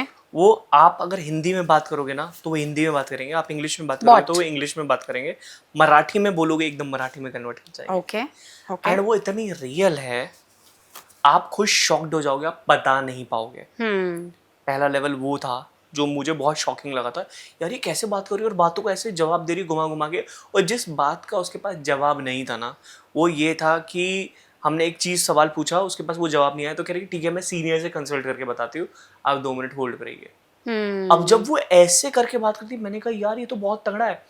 हमने अपनी सेल्स कॉल की, मतलब 200 सेल्स कॉल होंगी, हमने ऑडियो निकाला मेरा, और हमने ये सिखाया जो डील क्लोज हुई थी सारी, और वो उसके अंदर फीड कर दिया। ओके। अब उसका बात करने का तरीका बिल्कुल मेरे जैसा था, बिल्कुल एग्जैक्टली मेरे जैसा था, है ना। जैसे मेरी टोनैलिटी होती है, ऊपर नीचे लोगों को बताना, 10 चीजें करना, और वो मीटिंग बुक करा देती थी। उससे ही बड़ा एक और एआई आया, जो 200 कॉल मैंने उसको दी थी ऑडियो की, अब मैंने वीडियो की दे दी क्लोजिंग करते हुए। अब वही जूम पे मेरा जैसा अवतार बन गया। वो टेस्टिंग में है अभी हमारे पास, तो अवतार बन गया, और आप जूम मीटिंग में मेरे साथ रहोगे ना, मैं आपसे एडवांस भी लूंगा, मैं आपसे टोकन भी लूंगा, मैं आपको क्लोज भी करूंगा, और आप पहचान भी नहीं पाओगे मेरा एआई है। This is the next level जो अब चल रहा है मार्केट के अंदर। वो लोगों नहीं पता है, अभी हम भी टेस्टिंग पे कर रहे हैं, हमारी एक डील क्लोज हुई है अभी उससे, उसके बाद हमने उसको दोबारा कंटिन्यू नहीं करा क्योंकि बहुत सारे चैलेंजेस प्रॉब्लम आ रहे हैं। तो डेफिनेटली अब की डेट में जो मैं काम करूंगा, मैं यही करूंगा कि जो एआई आ रहा है, अपनी हर चीज को कैसे ऑटोमेट किया जा सकता है, एक कस्टमर आने से लेके उससे पैसे निकलवाने तक आप कंप्लीटली सब कुछ ऑटोमेट कैसे कर सकते हो। सो दैट मीन्स जो मैं अगर डिजिटल मार्केटिंग एक साइड पे रख दें, स्टार्टअप्स के लिए आज की डेट में कुछ ऐसे बिजनेस मॉडल ढूंढने चाहिए जिसमें एआई इनेबल्ड बिजनेसेस हों, जहाँ पे वो Correct. लोगों को केटर कर सके। सो जैसे कि लोगों को मैं बोलती हूँ कि एआई आपकी जॉब ले नहीं रहा है, अगर आप एआई सीख लेते हो तो एआई आपको जॉब दे भी रहा है और हायर स्केल पे दे रहा है। ऐसे ही अगर मैं धैर्य की बात को ध्यान में रखूं तो बिजनेसेस में आज की डेट में एआई इनेबल्ड सर्विसेज की ज़रूरत है। आप उसके ऊपर फोकस कीजिए और बहुत इजी है, क्योंकि एआई सीखना बहुत मुश्किल नहीं है। जहाँ 6-6 साल 10-10 साल के एक्सपीरियंस में आप एक्सपर्ट बनते थे, एआई का आप 10 दिन का 12 दिन का सेशन अटेंड करके देखोगे, आपको समझ में आ जाएगा कि मैं कर सकता हूँ, क्योंकि इसके लिए टेक्निकल बैकग्राउंड इंपॉर्टेंट नहीं है। नेक्स्ट हम आते हैं digital marketing and growth hacks के ऊपर। लो बजट स्टार्टअप्स के लिए सबसे हाई आरओआई चैनल कौन सा होता है? हाई आरओआई चैनल, राइट, मतलब जिसमें ज्यादा उनका खर्चा आ रहा है या रिटर्न ऑन इन्वेस्टमेंट ज्यादा ज्यादा ज्यादा आ रहा है आ उनको? रहा है। ठीक है। कौन सा ऐसा चैनल है, कौन सा ऐसा सोशल मीडिया प्लेटफॉर्म है जो लो बजट कस्टमर्स को, हर कोई फेसबुक पे नहीं जा सकता, हर कोई इंस्टा पे नहीं जा सकता, यूट्यूब पे नहीं जा सकता, अपनी एड्स रन नहीं कर सकता, कोई एक चैनल हम उन्हें बताएं ऑडियंस को कि भाई अगर तुम्हारे पास 200 रुपए 500 रुपए का बजट है, दिन का, महीने का, व्हाट्सएप चला लो, फिर तो व्हाट्सएप ही व्हाट्सएप आसान चला, है। हाँ। फिर भी मिनिमम बजट, कोई एक अच्छा चैनल जो एक स्टार्टअप को अपनी बिजनेस की ब्रांडिंग के लिए और प्रमोशन के लिए यूज करना चाहिए, वो कौन सा चैनल रहता है? सबसे इम्पोर्टेंट मैं आपको बताता हूँ। हमने ना अभी एक इवेंट किया था रिसेंटली, अभी हमारा दिसंबर में भी आने वाला, तो हम अपने सारे लोगों को बुलाते हैं एंड हम लाइन से पूछते हैं कि आपको मेरे बारे में कहाँ से पता लगा, आप मेरे तक कैसे पहुँचे। राइट, और ये पूरा एक साइकिल होता है, 100 कस्टमर होते हैं, 100 के 100 से पूछा जाता है। 70-80% का होता है कि धैर्य हमने आपको यूट्यूब से डिस्कवर करा है, ओके, और 20% जो बचते हैं ना, वो हमें सीधा ये बोलते हैं कि इंस्टाग्राम से डिस्कवर करा है, क्योंकि मैं 2 ही जगह कंटेंट डालता हूँ। तो अगर आप मेरे फॉलोअर्स में गैप देखोगे ना, यूट्यूब पे अराउंड 1 मिलियन के आसपास होने वाले और इंस्टाग्राम पे कुछ 4 लाख 3.5 लाख के आसपास है। वो क्यों है? क्योंकि इंस्टाग्राम पे मैं फोकस ही नहीं करता, मेरा फोकस ही कंप्लीटली यूट्यूब पे। जब मुझे पता है 70% मेरे कहाँ से आ रहे हैं या 80% मेरे कहाँ से आ रहे हैं, तो मैं सारी जान उस पर डालता हूँ। इसलिए फर्क आपको दिखाई दे रहा है, क्योंकि एक मिनट के अंदर आप कितना इम्पैक्ट डाल दोगे सामने वाले के अंदर, राइट? अब आज बात करते हैं, इन सबसे पूछ लेते हैं, इंस्टाग्राम पे सुबह से कितनी रील स्क्रॉल करिए? काफी करिए? याद है कोई सी? नहीं याद है ना। यूट्यूब पे एक 10 मिनट की वीडियो देखी होगी, वो याद होगी ना, पूरे दिन याद रहेगी, 2 दिन 3 दिन, अच्छा मैंने ये वीडियो देखी थी। क्यों? तो यूट्यूब ही इम्पैक्ट डाल रहा है, ना कि Instagram. So that means audience के लिए जो स्टार्टअप्स हैं जिनके पास लो बजट रहता है, ऐड कैसे रन करें, कितना बजट डालें, कौन सा चैनल जाएं, फेसबुक जाएं, इंस्टाग्राम जाएं, धैर्य जी के पास बहुत एक्सपीरियंस है, कोच हैं, एक्सपर्ट हैं, राइट? तो आप यूट्यूब के ऊपर ट्राई कर सकते हैं। एंड अगेन डिपेंड करता है आप जहाँ जितना एफर्ट मारोगे। अगर आपने अपना इंस्टा बिल्ड किया तो आपको फिर इंस्टा से रिजल्ट आना शुरू हो जाएगा, बट ये बात बिल्कुल सही है कि यूट्यूब पे सीरियस बायर्स आते हैं, सीरियस कस्टमर्स आते हैं। इंस्टा के ऊपर जितना मैंने भी नोट किया है, ट्रेंडिंग टॉपिक्स चल रहे होते हैं, और वो Insta is for fun and entertainment. अगर आपको कोई नॉलेज चाहिए, आप देखिए, आप आज भी यूट्यूब पे जाके वीडियोस सर्च करते हो, तो ये एक बहुत अच्छा ऑप्शन है आप लोगों के पास यूट्यूब का। एक ग्रोथ हैक शेयर करो धैर्य, जिसमें आपके क्लाइंट्स के लिए, जो आपके क्लाइंट्स के लिए गेम चेंजर रहा हो, ग्रोथ हैक जहाँ से उनको ग्रोथ मिली हो।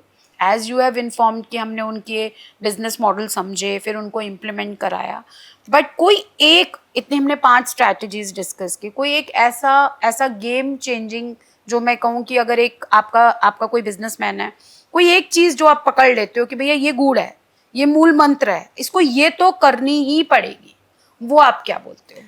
Confidence and conviction. अगर मैं कह रहा हूँ इस पानी के अंदर ही अमृत है, आप जिंदा रहोगे इसको पीने के बाद, तो सामने वाले को ये फील होना चाहिए उतने कन्विक्शन के साथ ये बोल रहा है। मतलब अगर मैं पी लूंगा तो मैं सच में अमर हो जाऊंगा। तो आपको जब तक कन्विक्शन नहीं है अपने ऊपर, तो सामने वाले को भी कन्विक्शन नहीं आएगा। मैं कहता हूँ कि आपने जो स्किल सीखी है, आप बोलो कि सारी जिंदगी तेरा गुलाम बन के रहूंगा अगर ये काम नहीं हुआ तो, कॉन्फिडेंस आ रहा है ना, कहना चल ठीक है भाई, करता है तेरे साथ काम। और मैं कह रहा हूँ फ्री में काम कर दो 1 महीना, उसके बाद वो खुद ही आपके चिपटेगा कि भाई प्लीज मेरा काम कर दे, प्लीज मेरा काम कर दे। और वो कन्विक्शन सिर्फ प्रैक्टिस से आता है। तो दो चीजें बहुत इंपॉर्टेंट है उस प्रोडक्ट को लेके, वो कन्विक्शन एंड वो कॉन्फिडेंस किस तरीके से आप रिप्रेजेंट कर रहे हो। गाइज ये बहुत ही इंपॉर्टेंट बात बोली है धैर्य ने, बिकॉज कई बार फाउंडर्स जो होते हैं जब वो अपना प्रोडक्ट पिच कर रहे होते हैं या बिजनेस प्रेजेंटेशन दे रहे होते हैं, आप लोगों ने भी नोट किया होगा कि उनको अपने प्रोडक्ट के ऊपर ही कॉन्फिडेंस नहीं होता। वो क्या बोल रहे हैं, उनकी बॉडी लैंग्वेज क्या बोल रही है, वो प्रेजेंटेशन क्या दे रहे हैं, दोनों ही अलाइन नहीं होते हैं। और सबसे इम्पॉर्टेंट चीज़, आपको अपनी टीम्स को भी अपने प्रोडक्ट पे कन्विक्शन ज़रूर देना है। अपने प्रोडक्ट को, अपनी टीम को ज़रूर टेस्ट कराओ। अपने कस्टमर की वॉइस, अगर आपका प्रोडक्ट अच्छा है मार्केट में और आपकी गूगल रेटिंग्स या आपकी सर्विसिंग की रेटिंग्स या आपके NPS स्कोर 5 बता रहे हैं, तो आपको ट्रेनिंग्स के अंदर भी अपने टीम मेंबर्स को वो वाओ फैक्टर दिखाना है कि हम कुछ ऐसा नहीं बेच रहे हैं जिससे आपको गाली पड़े। अगर आप में कन्विक्शन है और आपका प्रोडक्ट वाओ है, तो गूगल रेटिंग्स भी बोलेंगी, आपके NPS स्कोर भी बोलेंगे, और NPS स्कोर आपके कस्टमर की वॉइस से ही आता है। इन चीज़ों को आप बहुत अच्छे से सेलिब्रेट करो अपनी टीम के सामने। जैसे फॉर एग्जांपल, हम लोग पीछे जिस बिजनेस में मैं हूँ, हमारी रेटिंग्स 4.8 पे गई गूगल की, 50,000 60,000 रिव्यूज़ गए। हमने उसको सेलिब्रेट किया बिकॉज हमने इतना मेहनत की कि हमारे कस्टमर्स आज हमसे खुश हैं। आपकी टीम तभी आपके लिए काम करेगी। आप अकेले रिप्रेजेंट नहीं करते हो अपनी कंपनी को। जितनी भी टीम्स कस्टमर फेसिंग है, उनके पास भी कन्विक्शन आपके प्रोडक्ट का, आपके बिजनेस का ज़रूर होना चाहिए। तो ये एक मूल मंत्र है जो मैंने अभी धैर्य से सीखा है कि जब भी आप अपने बिजनेस को ग्रो करना चाहते हो, स्टार्टअप फेस में हो, किसी भी जगह पे हो, एटलीस्ट अपने प्रोडक्ट के ऊपर आपको कन्विक्शन होना चाहिए, आपकी बॉडी लैंग्वेज और आपका कॉन्फिडेंस बहुत हाई होना चाहिए। सो थैंक यू धैर्य। ऑर्गेनिक वर्सेस पेड, आप किस स्टेज पर किस स्ट्रैटेजी को प्रेफर करते हो, organic versus paid? Got it. So मैं लॉन्ग टर्म के लिए कंप्लीटली प्रेफर करता हूँ ऑर्गेनिक। ओके। और उसमें भी जो मेरे पास कस्टमर आएंगे वो रेफरल के ऊपर मैं चाहूँगा कि मेरे पास रेफरल्स हैं।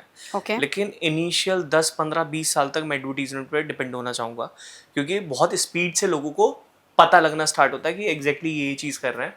और पेड ऐड में क्या होता है कि वो एग्जैक्ट वो डेटा को दिखा सकता है। अगर आपके अंदर वो स्किल है कि मेरे ऐड उन लोगों को दिखाई दे जो मर्सिडीज चलाते हैं, जो प्राइवेट जेट में जाते हैं, वो बहुत कम में होते हैं। मैं कह रहा हूँ इंडिया की जो 9 फिगर 8 फिगर एजेंसी, उनको भी नहीं पता है। अगर आपका बैकएंड स्ट्रांग है और आपने मुश्किल बनाया लोगों को अपने पास तक पहुंचने के लिए, तो वो AI सीख रहा है, उसमें आपका कॉस्ट पर एक्विजिशन बहुत महंगा जाएगा एडवर्टीजमेंट में, लेकिन आपके पास डॉट वैसे ही लोग आएंगे जिनकी आपको जरूरत है। सो अगर 1 लाख रुपए का बजट है मेरा महीने का, तो ऑर्गेनिक वर्सेस उसमें आप क्या पूरा 1 लाख उसमें डाल देंगे, तो ऑर्गेनिक को कैसे बिल्ड करेंगे? ऑर्गेनिक में पैसा कहाँ लगना है, बस कैमरे से रिकॉर्ड करो, डालो। सो इसके स्टेप्स होंगे ना ऑर्गेनिक को अगर आपको बिल्ड करना है। तो ऑर्गेनिक बिल्ड करने के लिए आप क्या क्या ऑप्शंस चूज करते हो, या आप क्या क्या चीजें करते हो जिससे जहां आप एड पे पैसा स्पेंड कर रहे हो वहां आपका ऑर्गेनिक भी बिल्ड होता रहे? उसके लिए आप क्या क्या स्ट्रैटेजीज करते हैं? श्योर। ऑर्गेनिक में ना मैं सबसे पहले देखता हूँ कि लोगों की प्रॉब्लम क्या है, सबसे बड़ी उस इंडस्ट्री के अंदर प्रॉब्लम क्या आ रही है, उस मार्केट का टाइम साइज क्या है। जैसे फॉर एग्जांपल, अगर खाली मैं आज सर्व करना स्टार्ट कर दूं एजेंसी ओनर को, तो एजेंसी ओनर तो इतने हैं ना पूरी दुनिया में, खत्म हो जाएगा मेरा। फिर हमने टारगेट किया कोचेस, कंसल्टेंट, एजेंसी ओनर, मेरा मार्केट का टाइम साइज बढ़ गया। अब मैंने इसी मार्केट की प्रॉब्लम लिखनी स्टार्ट करी और मैंने देखा ये हाउ टू से क्या सर्च कर रहे हैं, वो सारे टॉपिक लिखे, उनका कंटेंट बिल्ड करा, boom boom boom, video video video video video, search से हमारा पूरा यूट्यूब चैनल उठ गया। So that means social media presence आज की डेट में मैंडेटरी हो गई है अगर आपको अपने बिजनेस को ऑर्गेनिकली या आपको पेड प्रमोशंस के थ्रू भी ग्रो करना है। तो सबसे पहले आपको पेड प्रमोशंस पे जाना पड़ेगा, लोगों को आपकी एड्स दिखेंगी, कस्टमर एक्विजिशन आपका करेक्ट होगा, धीरे धीरे आप ग्रेजुअली यूट्यूब के ऊपर अपनी पर्सनल ब्रांड सबसे पहले मैं, पता है निधि, सॉरी टू कट यू, सबसे पहले मैं रिकमेंड करूंगा ऑर्गेनिक, उसके बाद पेड। क्योंकि लोग क्या पता क्या करते हैं, जैसे फॉर एग्जांपल आज कोई भी इंसान ऐड चलाना स्टार्ट कर दे मुंह उठा के, तो बेच पाएगा क्या? नहीं, उसे कोई जानता ही नहीं कोई है, पर्सनल ब्रांडिंग नहीं है उसकी। हाँ, कोई जानता ही नहीं है, तो मैं तो लोग तुमसे क्यों खरीदेंगे? ठीक है, पहले थोड़ा सा अपना सेटअप करो। फॉर एग्जांपल कोई ऐड चलाया, जैसे हम मेटा पे ऐड चला लेते हैं, तो आपका ऐड दिखा, वो प्रोफाइल खोल के देखेगा कि क्या कर रहा है। अगर उसको रिलेवेंट लगेगा तो वो कॉल टू एक्शन पे जाके आपके साथ चीजें करेगा। उससे पहले आप ये डिपेंड मत रहो कि हमसे बात करेगा या हमसे प्रोडक्ट ले लेगा, ऐसा नहीं होगा। वो आपके बारे में पूरी रिसर्च, आप सोचो अमेज़न से हम कुछ भी मंगाते हैं तो रिव्यू जरूर देखते हैं, वो 200 रुपए का 300 रुपए का इसका रिव्यू देख लेते हैं, करेक्ट है ना? बच्चे देखते हैं। करेक्ट। पेन मंगवाते हैं तो देखते हैं कि क्या रिव्यू है इसका। करेक्ट। राइट, तो यू आर राइट कि ऑर्गेनिकली अपने आप को, अपनी प्रेजेंस इंक्रीज करो, लोग आपको जानेंगे। आप सोशल मीडिया पे तब ऐड लगाओगे, पैसा लगाओगे, जब वो आपकी पहले आपकी प्रेजेंस होगी, आपके बारे में जानेंगे, तो ही वो ऐड वर्थ होंगी, नहीं तो वो पैसा भी आपका वेस्ट होने वाला है। श्योर। राइट। अब मैं ना एक और, जितने भी लोग देख रहे हैं ना, आपको मरने से बचाता हूँ। अच्छा। अब मरने से क्या, थोड़ी सी एजेंसी ऑफेंड हो जाएंगी। जितने भी लोग अगर किसी एजेंसी के साथ काम कर रहे हो ना, उनसे पूछो उनका पिक्सल स्कोर क्या है। आधे से ज्यादा एजेंसी को पता नहीं होगा पिक्सल स्कोर होता क्या है, और जिनको पता होगा, मैक्स टू मैक्स जो इंडिया के वर्ल्ड के टॉप कोचेज है, वो कहते हैं 5 या 6। वो उसको इम्प्रोवाइज क्यों नहीं कर रहे? क्योंकि उनको आता ही नहीं है। आता ही नहीं है। और अगर नहीं आता है ना, तो आज ही उनके साथ काम करना छोड़ दो, उनको लात मारो तुरंत। आपके पैसों में आग लग रही है। हमारा पिक्सल है, मैं I give you the screenshot, हमारा पिक्सल स्कोर है 10 में से 9.3। वाओ। कोई मैच करेगा इंडस्ट्री में? नहीं कर सकता। नहीं कर सकता। तो that's how you get the correct data. कि वो कैसे होगा पिक्सल स्कोर इतना इम्प्रोवाइज? जब आपका डेटा बहुत एक्यूरेट होगा, जब आपको पता होगा कि आपके पास सही लोग आ रहे हैं। आधे से ज्यादा बिजनेस ओनर क्या करता है, 10 लीड आ रही है, एक मुश्किल से कन्वर्ट हो गई तो गनीमत है। मेरी जो लीड आती है उसमें 10 में से 9 या 10 कन्वर्ट होती है। क्योंकि हम डेटा को बहुत बारीकी से ऑब्जर्व करते हैं कि जो भी इंसान हमारे पास आ रहा है, मेरा टाइम खराब नहीं होना चाहिए और उसका टाइम खराब नहीं होना चाहिए। उसको, उसकी जो प्रॉब्लम है 100% हमारे पास सॉल्यूशन होना चाहिए, तभी हम मीटिंग पे जाते हैं। अदरवाइज हम जा ही नहीं रहे, हम कर ही नहीं रहे। तो आधे से ज्यादा बिजनेस ओनर तो इसलिए परेशान है, ये एड सही नहीं चल रहा है, ये एजेंसी खराब है, सेल्स टीम खराब है, ये खराब है, वो खराब है। नहीं, पहले अपनी चीजें इम्प्रोवाइज कर लो। इसलिए चप्पल घिसना बहुत ज्यादा जरूरी होता है, जो आधे से ज्यादा फाउंडर करते ही नहीं है। बट फाउंडर्स के पास जब मैं देखती हूँ कि वो अपना एक एड स्पेंड का एक बजट निकाल के रखते हैं, वो एक एजेंसी भी हायर कर लेते हैं, जिस एजेंसी को वो पैसा दे रहे होते हैं, उस एजेंसी के थ्रू लीड भी आती हैं और उनका एक कन्वर्जन भी मेंटेन हो रहा होता है, जिससे उनका एक गल्ला बन रहा होता है। अब इतना डीप डाउन जाकर कि पिक्सल स्कोर क्या है, ये एजुकेशन कहाँ से मिलेगी स्टार्टअप्स को या बिजनेस फाउंडर्स को? क्योंकि एजेंसीज के ऊपर बहुत विश्वास होता है, आपका जो धंधा चल रहा है वो उन लीड्स से ही चल रहा है। अगर उन लीड्स पे जाकर आप कुछ चेंजेस करते हो कैंपेन्स में, या आप एजेंसी चेंज करते हो, तो वहां पर हमेशा रिस्क रहता है। इसके लिए क्या करें, मतलब कहाँ, कैसे धैर्य को ढूंढें, क्या करें, क्या मतलब, ये बताओ हमें। बहुत सिंपल है।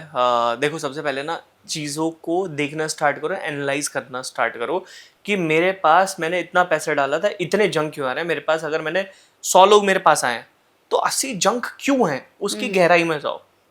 वो इस रीजन की वजह से आ रहा है। एजेंसी को सवाल उठाओ कि भाई, जब मैं तुम्हारे साथ काम कर रहा हूँ, मुझे 100 में से 100 लोग सही चाहिए। वो पॉसिबल नहीं है फिर भी, लेकिन उसमें से एटलीस्ट 70-80% डेटा मेरे पास प्योर कैसे आएगा। जब आप उस पर काम, मेरे से जो कंसल्टेशन लेने भी आते हैं ना, वो 10,000 रुपये पहले पेमेंट करते हैं। पेमेंट करने के बाद सोचो, जो इतना बड़ा पेमेंट कर रहा है तो वो जंक तो नहीं हो सकता, है ना। तो हमारा डेटा बहुत एक्यूरेट जा रहा है। तो पहले देखो, एजेंसी से सवाल उठाओ, ये ऐसा क्यों हो रहा है, इसको इम्प्रोवाइज करने के लिए क्या करना पड़ेगा। फिर जब वो बताएगी ये चीजें करनी पड़ेगी, वो करने के बाद उसका क्या आउटकम आ रहा है, फिर वो करने के बाद उसका क्या आउटकम आ रहा है, फिर दोबारा उसके ऊपर बैठो। इस तरीके से चीजें इम्प्रोवाइज होती है। सो आप ये कह रहे हो कि हम, जब हमारा कोई कैंपेन्स चल रहे होते हैं और हमारे पास लीड्स आ रही होती हैं, वो जिस क्राइटेरिया को क्वालिफाई नहीं कर रही होती, उसके डिस्पोजिशंस हमारे सामने आ जाते हैं कि नॉट इंटरेस्टेड कस्टमर्स ज़्यादा आ रहे हैं, या रिंगिंग कस्टमर्स ज़्यादा आ रहे हैं, या कस्टमर्स का फाइनेंशियल कंस्ट्रेन है, मेरा बजट, मेरे कस्टमर का बजट ही नहीं है जो मैं उसको बेचना चाहता हूँ या उसे बताना चाहता हूँ। दैट मीन्स आपके पास रॉन्ग लीड्स आ रही हैं, आपको अपने कैंपेन्स ट्वीक करने पड़ेंगे, फाइनेंशियल उसमें आपको बजट का थोड़ा देखना पड़ेगा, एक बार जाकर आपको डेटा प्रेजेंट करना पड़ेगा अपनी एजेंसी को, फिर उनको चेंजेस करने को बोलेंगे, और फिर कैंपेन्स के ऊपर धीरे धीरे एक्चुअल फिल्टर आएंगे जब आपका सही डेटा आना स्टार्ट हो जाएगा। This is what you are saying. Yes. और ज़्यादातर एजेंसी हमारे पास आती है ये सारी चीजें पूछने के लिए, क्योंकि इतनी डीप में ना हमने क्रैक करा हुआ है। क्योंकि इतने डीप, मैं देखो डिजिटल मार्केटर था पहले, ठीक है, बिजनेसमैन तो हम बाद में जाके बने ना। पहले वो ग्राउंड लेवल की सारी चीजें क्लियर करती। मैं बहुत कछुए की तरह चला हूँ, मुझे खरगोश नहीं बनना है। मैं कछुए की तरह चल रहा हूँ, लेकिन मैं बहुत मजबूत चल रहा हूँ, हर चीज पता करते हो। और वही चीज मैं अपनी टीम को सिखाता हूँ, डिप्लॉय करता हूँ, उसके बाद हम धीरे धीरे आगे बढ़ रहे हैं। देखो, ये सबसे इम्पोर्टेंट चीज़ है। ज़्यादातर बिजनेसमैन की सबसे बड़ी प्रॉब्लम होती है कि हम एक एक्स अमाउंट जो भी वो कमा रहे हैं वो डिजिटल मार्केटिंग में जा रहा है, और लीड्स खराब आ रही हैं, सेल्स टीम बोल रही है कि डेटा ठीक नहीं है, कस्टमर्स जो हैं उनके पास फाइनेंशियल बजट ही नहीं है जो हम प्रोडक्ट उनको बताने की कोशिश कर रहे हैं। तो ये सबसे इम्पोर्टेंट चीज़ है कि आपकी लीड्स ठीक आएँ, आपके कैंपेन्स ठीक चलें। डिजिटल मार्केटिंग जो लोग डिजिटल मार्केटिंग के थ्रू अपनी लीड्स लेकर आ रहे हैं उनको बहुत टाइम डेटा के ऊपर और अपने कस्टमर्स के ऊपर स्पेंड करना पड़ेगा कि फनल क्या बन रही है। अगर फनल सही नहीं बन रही है तो आप अपना पैसा वेस्ट कर रहे हैं। वापस चलते हैं, सेल सिनेरियो बेस्ड कुछ क्वेश्चंस आपसे पूछूंगी 100%। क्योंकि लास्ट टाइम जब हमारा पॉडकास्ट हुआ था तो बहुत मजा आया था, हमने बहुत अच्छे एंड ब्रेनस्टॉर्मिंग क्वेश्चंस किए थे, तो इस बार भी वो करते हैं। Founder led sales versus hiring sales team, इसमें आप क्या बोलना चाहोगे? आज सेल्स के ऊपर ना पूरा आपका ये एक क्वेश्चन आपके सारे सेल्स क्वेश्चन के जवाब दे देगा, ठीक है? ओके, 3 लेवल की सेल्स होती है, ठीक राइट। है? पहले लेवल के जो लोग होते हैं ना, वो सिर्फ ये बताते हैं ये फीचर है, इसके अंदर ये फीचर मिलेगा। जैसे मैं वेबसाइट बेच रहा हूँ तो मैं बताऊंगा इसमें ये बटन मिल जाएगा, ये फीचर होगा, ये फीचर होगा, ये फीचर होगा। 99.9% लोग यहीं खत्म हो जाते हैं, इससे ऊपर लेवल पे पहुंच ही नहीं पाते।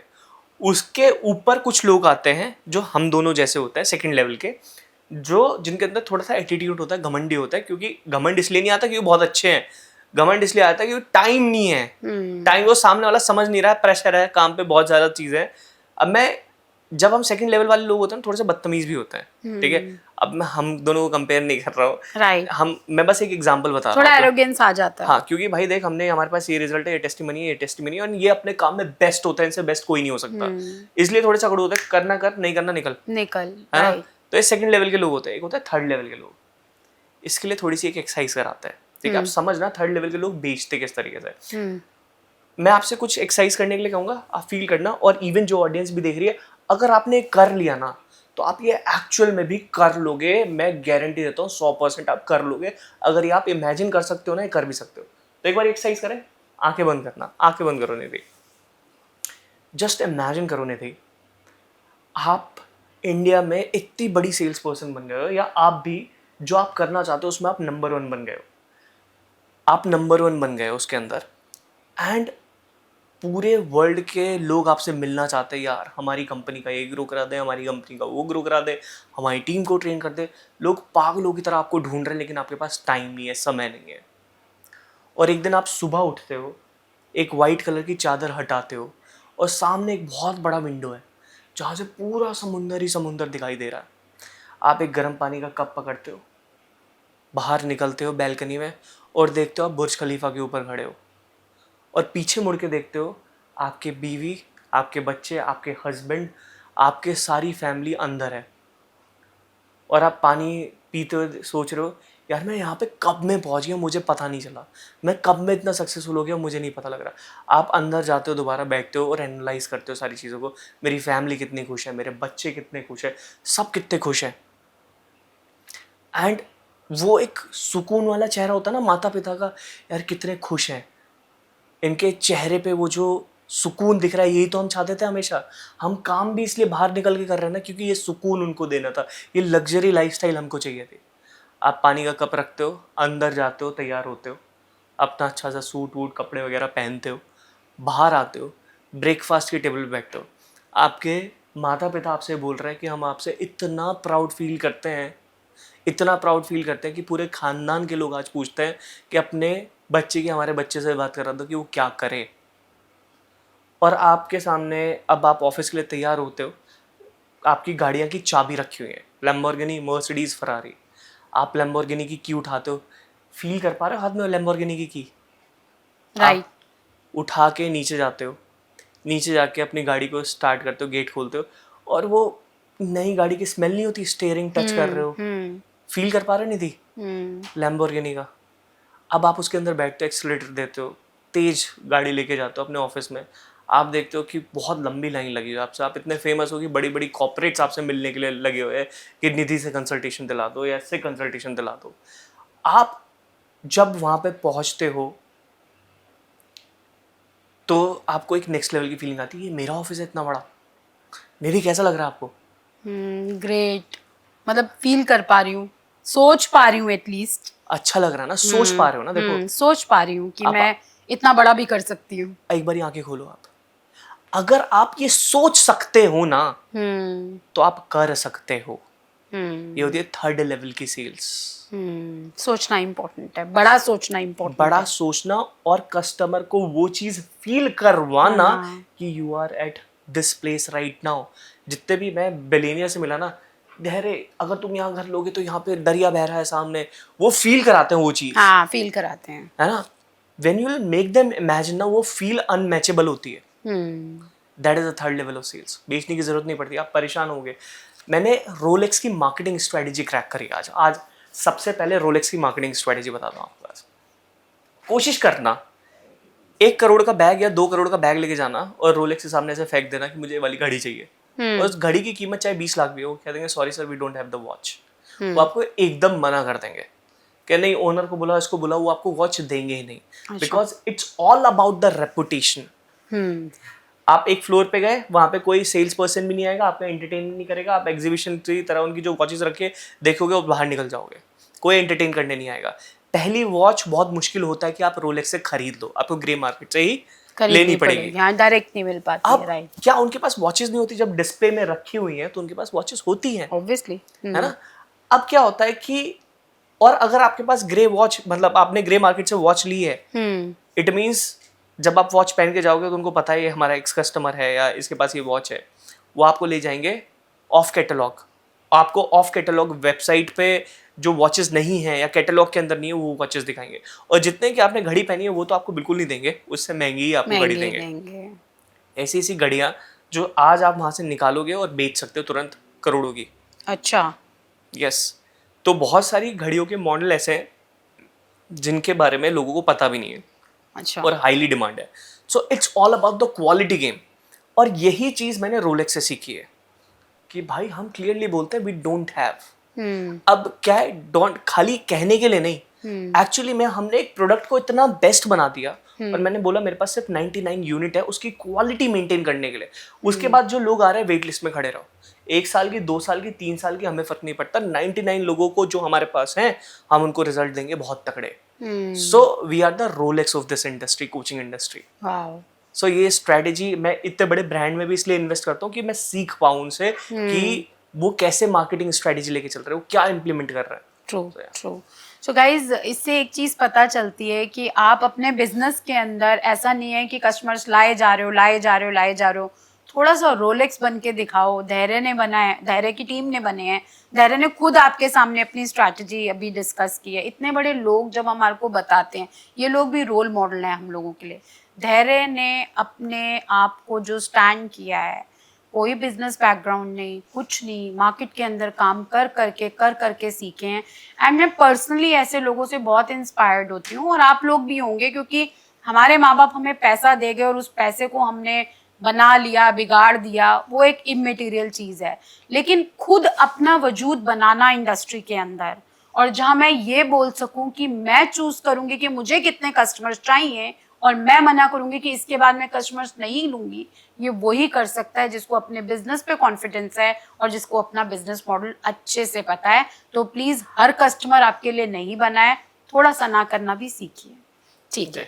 सो नेक्स्ट हम आते हैं कि फर्स्ट कस्टमर को क्लोज करने के कुछ टेक्टिक्स बता दो। ये सेल्स के क्वेश्चंस हैं कि यूजुअली फाउंडर्स बोलते हैं हमारा फर्स्ट कस्टमर ही नहीं क्रैक हो रहा। पहला कस्टमर, जब मैंने धंधा शुरू किया है, मेरे पास प्रोडक्ट है, मैंने शुरू कर लिया है, अब मैं पहला कस्टमर कैसे क्लोज करूं? मेरे 2-4 कस्टमर्स क्लोज हो जाएंगे तो मुझे ट्रेंड पता चल जाएगा कि आगे भी कैसे क्लोज करने, कितना पैसा लगाऊं, इतने कस्टमर्स, पहला कस्टमर कैसे क्लोज करूं?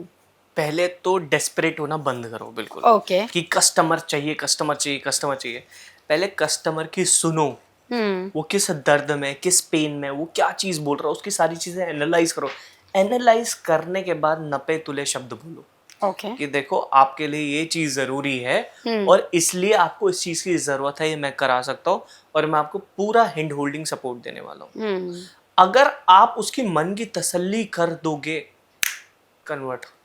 सो आप ये कह रहे हो कि ऑडियंस के लिए भी है कि जब आपके पास कस्टमर्स आते हैं और कस्टमर आपसे आपके प्रोडक्ट के बारे में जानना शुरू करते हैं, तो डेस्परेट मत हो, आप पहले कस्टमर की प्रॉब्लम समझो कि वो अपनी लाइफ में क्या प्रॉब्लम से जूझ रहा है, जो आपका प्रोडक्ट उसको वैल्यू ऐड कर सकता है, इनेबल कर सकता है। प्रोडक्ट के साथ, आपके प्रोडक्ट के साथ कस्टमर की नीड को आप इंटीग्रेट करो, उसको वैल्यू बताओ, उसको अगर उससे उसका पैसा बन रहा होगा तो पैसा दिखाओ, अगर उससे उसके जॉब में कहीं पे उसको कुछ हेल्प मिल रही होगी तो वो दिखाओ, बट कस्टमर का बेनिफिट आपका प्रोडक्ट लेने के बाद का बताओगे तो भी हो सकता है। और थोड़ा पेशेंस रखना, धीरे धीरे सेल्स क्रैक हो जाती है। अगर प्रोडक्ट है, अच्छा प्रोडक्ट है और आपके प्रोडक्ट की मार्केट में डिमांड है तो सेल्स करना मुश्किल नहीं है, राइट। Correct. सो B2B सेल्स के कुछ क्वेश्चंस हैं जो मैं पूछना चाहूँगी कि B2B के अंदर जब भी हम बात करते हैं B2B की टीम से या फाउंडर से, कहते हैं कि हमारे कस्टमर्स की डिसीजन मेकिंग पावर बहुत स्लो है, हमारी टीम्स जाके डेमो देती हैं लेकिन क्लोजर्स नहीं आते, डिसीजंस के ऊपर बहुत टाइम लग जाता है और स्लो चल रहा होता है प्रोसेस।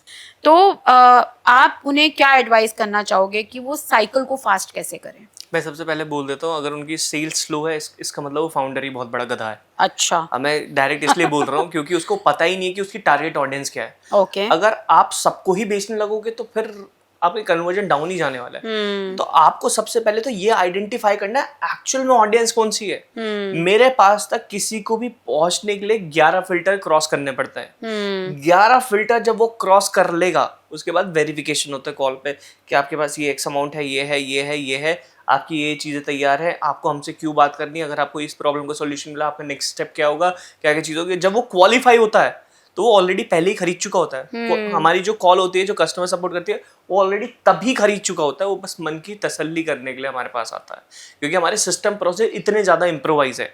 और ये डेटा बहुत इंपॉर्टेंट है। जब आप किसी को बैकएंड का अपना स्ट्रॉन्ग बना लेते हो, अपना बैकएंड बहुत स्ट्रॉन्ग है और लोगों का मुश्किल पहुंचना है आप तक, तो आपके पास ढंग की लीड आएंगी। हमने क्वेश्चन पूरे इस तरीके से डिजाइन कर रखे हैं कि why we should select you और why we should work with you. मैं आपको एक पूरा फ्रेमवर्क बताता हूँ कि ढंग के कस्टमर कैसे आते हैं। अपने प्रोडक्ट से ही बताता हूँ। सबसे पहले तो हम डायरेक्ट टारगेट करते हैं जो चलते हुए बिजनेस ओनर हैं और जो फ्रेशर और बिगनर नहीं है उनके साथ हम काम ही नहीं करते। उनको डायरेक्ट एप्लीकेशन रिजेक्ट होती है, कोई एंटरटेनमेंट नहीं, कुछ नहीं, कोई बात नहीं। सेकंड, हम उनको बताते हैं कि भाई ऑर्गेनिक भी बिजनेस हो सकता है। उसके बाद हम एक पर्टिकुलर ऑडियंस के साथ काम कर रहे हैं, एक मार्केट के साथ काम कर रहे हैं, जैसे कोचेस, कंसल्टेंट, एजेंसी ओनर हो गया, और हम कॉल आउट करते हैं अगर आप B2B business owner then only आपके लिए, अदरवाइज आपके लिए नहीं है। हम किसी और को एंटरटेन कर ही नहीं रहे। फोर्थ, हमारा फिल्टर रहता है कि हम बता देते हैं अगर आपकी इतनी इनकम है तो ही मेरे पास आना भाई, इसके अलावा गलती से भी मेरे पास मत आना। मैं मुजरा नहीं कर रहा हूँ कि आप मुझे देखने आ रहे हो यहाँ पे। तो अगर आपके पास इतना है तो ही आना, और आपका ये कैटेगरी में फॉल करते हो तो ही। पांचवा, हम क्लियर बताते हैं हमारा सर्विस चार्ज ये है। कॉल पे आके मत पूछना कि कितना चार्ज करते हो, क्या है। हमारा वो काम है ही नहीं, जैसा माथा वैसा तिलक।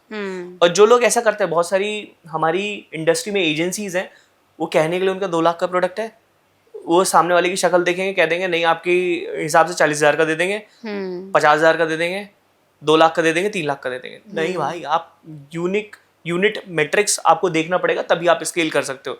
तो चाहे मेरे पास बिलियनियर भी आएगा ना, मेरे पास उसके लिए यही है कि भाई ये तो यार 1.5 लाख का है, 12 लाख का, इसके अलावा और कोई मेरे पास प्रोडक्ट नहीं है और ना मैं दूंगा। और अगर वो बिलियनियर भी है ना, 99 फाउंडर्स होने के बाद उसको रुकना पड़ेगा। 1 साल की वेटिंग, 2 साल की वेटिंग, उससे पहले हम देंगे ही नहीं, क्योंकि है ही नहीं ना भाई हमारे पास। ठीक है, 5 फिल्टर, प्राइस बता दिया, प्राइस के बाद हम सीधा बोलते हैं कि अगर आपको हमसे बात करनी है, आप हमारा टाइम ले रहे हो, एक्स अमाउंट हमें दो। एक्स अमाउंट देने के बाद हम उनसे बोलते हैं, 7th फिल्टर हमारा होता है कि एप्लीकेशन फॉर्म फिल करो। आपने अमाउंट तो दे दिया, जरूरी नहीं है अभी भी हम बात करेंगे, ये एप्लीकेशन को फिल करके बताओ कि आप सही हो इंसान या नहीं हो। उसके बाद 3 फिल्टर और लगाते हैं, 7 फिल्टर हो गए। तीसरा 8th फिल्टर हमारा हो गया कि हम पूछते हैं कि भाई इसकी खरीदने की क्षमता है कि नहीं है। अगर है तो एप्लीकेशन अप्रूव, नहीं है तो रिजेक्ट। सेकंड फिल्टर हमारा ये होता है कि उसका इंटेंट, अगर वो मेरे से बोलता है धैर्य हमारा सब कुछ बहुत बढ़िया चल रहा है, हम बहुत अच्छा बिजनेस करते हैं, एप्लीकेशन रिजेक्ट। आप बताओगे क्यों होगा ऐसा? इसलिए क्योंकि अगर तुम्हारा सब कुछ सही चल रहा है तो मेरे पास क्यों आ रहा है भाई? क्या जरूरत है तुम्हें? हाँ, तो या तो तुम अपने बिजनेस की प्रॉब्लम नहीं जानते हो, हाँ, ऐसे तुम घूमने आए हो बस, या तुम देखने आए हो कि धैर्य कैसे कर रहा है, थोड़ा सा बात करते हैं, टाइम पास करते हैं, हम उनकी एप्लीकेशन रिजेक्ट कर देते हैं। अगर वो बंदा बोल रहा है धैर्य हम इतना बिजनेस कर रहे हैं लेकिन ये प्रॉब्लम है, please help me out in this, application selected, वो आपको स्पेसिफिकली मेंशन करना पड़ेगा। थर्ड, हम एक बहुत ईगोइस्टिक क्वेश्चन पूछते हैं, क्योंकि जो थोड़े से बड़े लोग होते हैं ना, जो सीरियस फाउंडर्स होते हैं, हाँ, तो उनके अंदर ना ईगो होता है, ये सिखाएगा मुझे, तो हम ये पूछ लेते हैं why we should select you और why we should work with you। अगर उनका ये क्वेश्चन होता है ना कि because we are giving you money that's why work with us, हम सीधा सीधा बोलते हैं fuck you, हम रिजेक्ट कर देते हैं। तो उनका ईगो तो वहीं खत्म हो जाता है। अगर कोई इंसान बोल रहा है धैर्य मेरे बिजनेस में ये प्रॉब्लम है, हम 10 करोड़ का बिजनेस कर रहे हैं, ये प्रॉब्लम अगर आपने सॉल्व कर दी तो वी विल मेक 20 करोड़। तो मतलब पैसे वाले हैं, रिच है, सुनने वाले हैं, सरेंडर करने वाले हैं, हम्बल है, सिर पे चढ़ के नाचेंगे नहीं। तो ऐसे लोगों को हम खुद चूज करते हैं हमें किसके साथ काम करना है और किसके साथ काम नहीं करना है।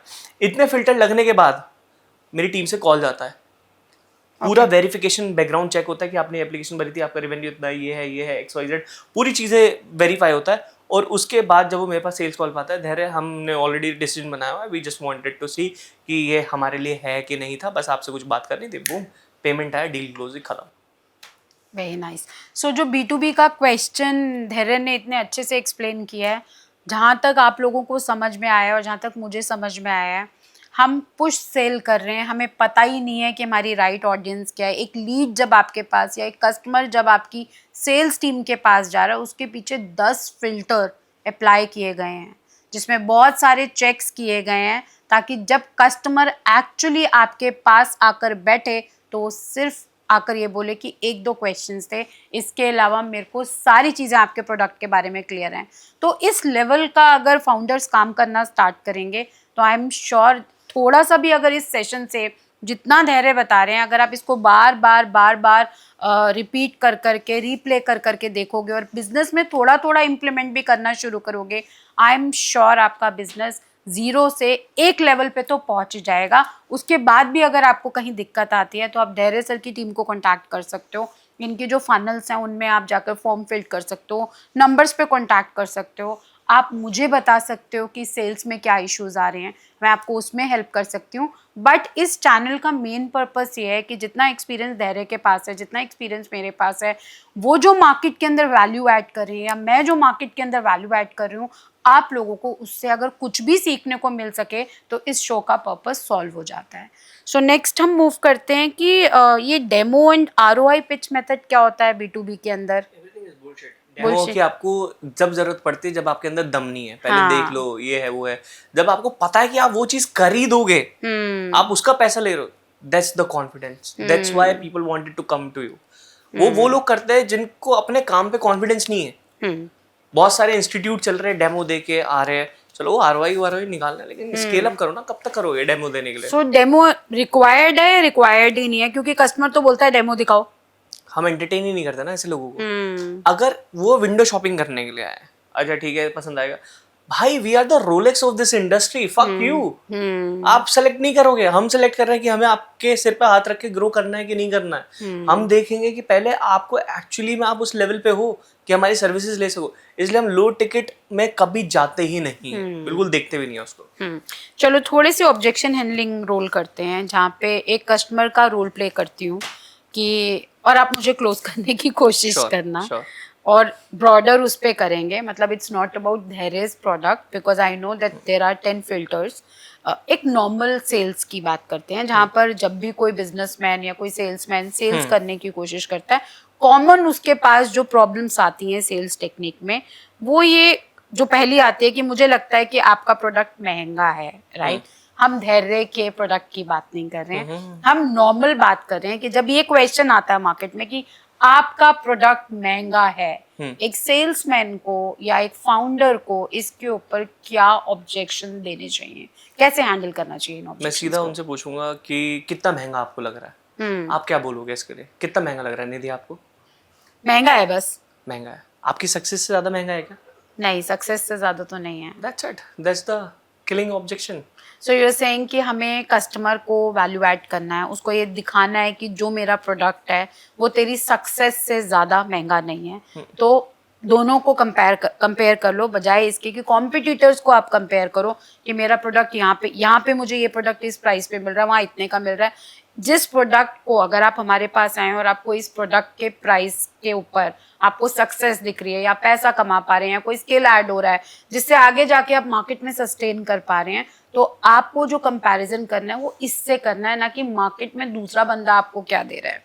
नेक्स्ट क्वेश्चन आता है, बजट नहीं है अभी, तो बहुत सारे एजेंसी कैसे क्रिएट करें? राइट, सो आप उसको कोई ऑफर दे सकते हो कि थोड़ा सा डाउन सेल करके, ऑल्दो हम नहीं करते हो, हमारा वही है इंडस्ट्री की बात कर रहे हैं। हाँ, जो मैंने देखा है लोग करता है, तो आप उनको बोल सकते हो we also have the EMI option, ठीक है, अगर आप इतना दोगे इतना इतना आपके पास होगा, हर महीने इतना इतना हो जाएगा, that's how we can help you out. और एक कस्टमर का डिफरेंशिएशन पिच क्या होता है? जैसे कस्टमर बोलते हैं कि हम दूसरे कॉम्पिटिटर को भी कंसीडर करें, हमें थोड़ा टाइम दो अभी। तो यहाँ क्यों आए हो फिर, करो आप उनको हम सी पहले मैंने इसलिए बोला कि एवरग्रीन प्रोडक्ट बनाओ, और इतना तगड़ा प्रोडक्ट बनाओ ना कि आपसे तगड़ा उस इंडस्ट्री के अंदर है ही नहीं। तो वो मेरे पास तो कभी आते नहीं, आपका कॉम्पिटिटर दे रहे, मेरे में आज तक रिकॉर्ड है, किसी ने बोला ये तो इतने का दे रहा है, इतने का आ जाएगा। हम करते भाई तुम मेरे पास आओ ही मत ना, फिर तुम कंपैरिजन करते रहो फिर।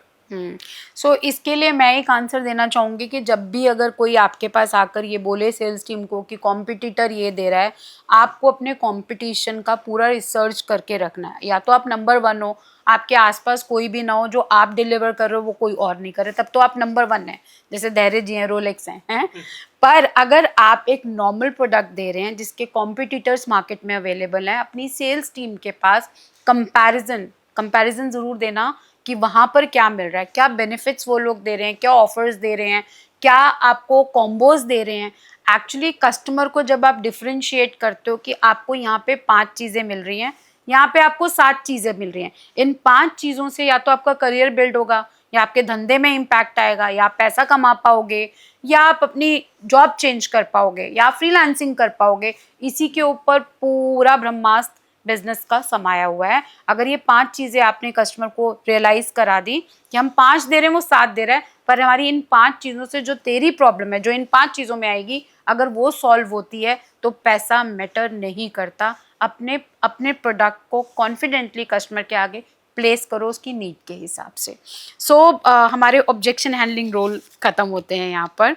अब हम सेल्स टीम की परफॉर्मेंस की बात करते हैं, थोड़ी सी बात करेंगे, ज़्यादा नहीं, कि सेल्स फनल के ऑडिट्स कितने इंपॉर्टेंट होते हैं। Very important, very very important. Why I'm asking these questions because I have seen you as a digital business coach, digital marketing business coach, and then you are building your business and you have built your business, right? तो एक founder भी, एक entrepreneur भी हो, एक digital marketing की भी अपनी पूरी एक्सपर्टीज़ है, और एक सेल्स की भी पूरी पकड़ रखते हो, धंधे की भी पकड़ रखते हो, डेटा की भी पकड़ रखते हो। तो when it comes to taking interview of digital Dhairya, तो बहुत सारा कॉम्बिनेशन, मतलब it took lot of time for me to कि मैं क्या चाहती हूँ अपने ऑडियंस के लिए फ्रॉम धैर्य।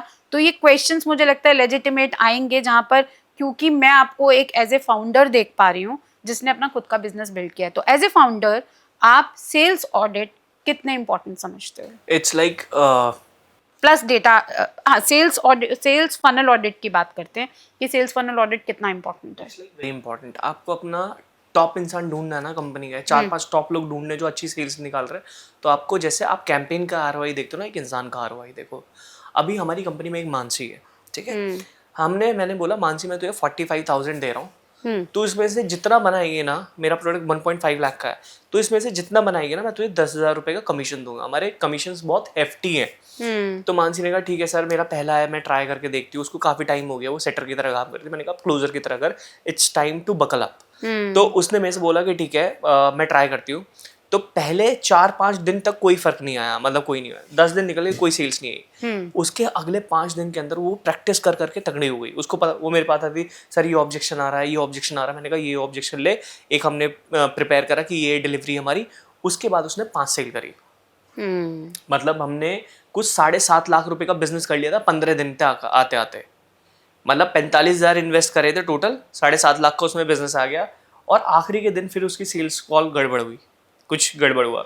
उसके बाद उसने 2 डील और क्लोज करी, पहले 5 थी, फिर 2 डील और क्लोज करी। 7 के आसपास 11.5 लाख रुपए का उसने बिजनेस करा, 45,000 डाल के, 45,000। तो वो मेरे लिए एसेट बन गई भाई, she is a asset for me.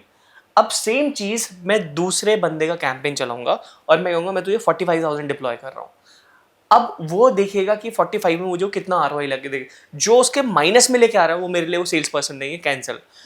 अब मानसी को क्या मैं अगेन इस मंथ 45,000 दूंगा? नहीं, मैं बढ़ा के दूंगा। मानसी मैं 1 लाख रुपए दे रहा हूँ तुझे, इसमें से सेल्स निकाल, तू कितनी निकाल सकती है। इसी तरीके से हमारे 5-6 क्लोजर्स हमने बना दिए।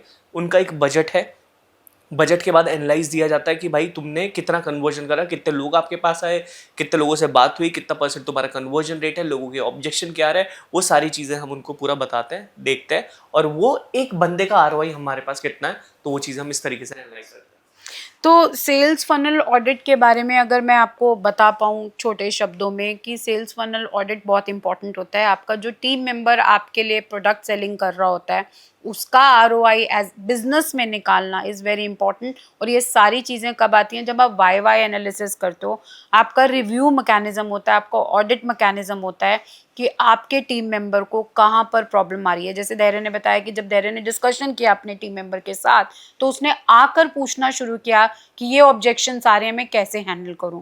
जब तक आप अपनी टीम की पिच या उनकी सेल्स स्क्रिप्ट को सुनोगे नहीं, या उनकी कॉल्स नहीं सुनोगे, या आप उनकी काउंसलिंग नहीं करोगे, या आप उन्हें आरओआई नहीं बताओगे, या उन्हें डेटा नहीं दिखाओगे कि आपका इतना सेल्स का नंबर होना चाहिए, इतने आपको डेटा पॉइंट्स दिए, इतना कन्वर्जन मेंटेन करना है, इतना आपको क्या नाम है रेवेन्यू मेंटेन करना है, तब तक आपकी टीम को भी नहीं पता चलेगा कि उनको करना क्या है। तो sales audit very important, funnel audit is very important. अपनी टीम को ट्रेन करें। जितने भी बिजनेसमैन यहाँ पे सीख रहे हैं, बहुत सारे बिजनेसमैन ऐसे करते हैं, वो धंधे पे बैठे हैं, धंधा चल रहा है, नीचे सेल्स टीम क्या कर रही हैं, क्वालिटी की टीम्स क्या कह रही हैं, उनको कुछ नहीं पता। रिव्यू मैकेनिज्म्स बना लो, अपने प्रोसेसेस बना लो, सिर्फ आपको रिव्यू पे फोकस करना है, करवाना आपने नहीं है। आपके पास बाकी सारे लोग होंगे जो ये काम कराएंगे, बट आपको एक बार एसओपी सेट करके देने जो आपकी एक्सपेक्टेशन है कि आपकी सेल्स कॉल पे आपका टीम मेंबर इस तरीके से कॉल ले। So thank you Dhairya. CRM plus data tracking important होती है। आप सीआरएम डेटा ट्रैकिंग आप करते हो इसके मैं ऊपर? करता था, अब तो नहीं देखता हूँ मैं। नहीं देखता, आपकी टीम में देखा जाता टीम है, में देखता है, सीआरएम देखा जाता हमारा है। रिस्क एनालिस्ट है एक, वो पूरा देखता है कि क्या डेटा है, क्या प्रिडिक्शन कर सकते हैं नेक्स्ट मंथ का क्या होता है, पहले ही हम हो जाता है। अभी 2026 जो आएगा हमारा उसके ऊपर काम चल रहा है कि जनवरी में हमें क्या करना है। हम बहुत एडवांस में चीज़ें लेके चलते हैं, प्लान कर लेते हैं। अभी हमारा दिसंबर में इवेंट है तो हमारी बहुत पहले से ही प्लानिंग हो जाती है, इस टाइम पे ये चीज़ करनी है। हमें पता है जनवरी में हम पीक पकड़ते हैं तो उस टाइम पे हमारे ये प्लान आउट होने वाला है। फरवरी में थोड़ा सा डाउन जाएगा तो अपॉर्चुनिटी फनल चलेगा, या उसके बाद हमारा डायरेक्ट रिस्पॉन्स फनल चलेगा। तो we are like very prepared. 2026 का काम हमारा डन हो चुका है। सो देखो गाइज, बिजनेसेस के अंदर आपका सीजन कब पिक होगा, कब डाउन होगा, कितना पैसा लगाना है, कितना निकालना है धंधे में, ये सारी चीज़ें देखो धैर्य ने 2026 तक की प्लानिंग कर रखी है। तो हम आज की डेट में अगर बात करें, ज़्यादातर बिजनेसमैन इसी महीने के गल्ले में अटके रह जाते हैं। आप बिजनेस की फोरकास्टिंग, नंबर्स, ट्रेंड, कहाँ कितना पैसा लगाना है, कितना है, मेरा बिजनेस कब पिक होता है, उससे कितना रेवेन्यू आता है, कितनी इन्वेंट्री किस सीजन में खरीदनी है, इतनी प्रिडिक्शंस भी करना शुरू कर दोगे, नंबर फोरकास्टिंग करनी शुरू कर दोगे, डेटा एनालाइज करना शुरू करोगे। ये आपका ही डेटा है, हर महीने कितने कस्टमर्स आए, कितनों ने माल खरीदा, मंथ ऑन मंथ अगर आपने डेटा कलेक्ट करना शुरू कर दिया तो आपको एक ट्रेंड पता चलना शुरू हो जाएगा कि श्राद्ध मंथ में तो मेरा धंधा होगा ही नहीं, लेकिन जैसे ही नवरात्रे आएंगे मेरा धंधा पिक हो जाएगा।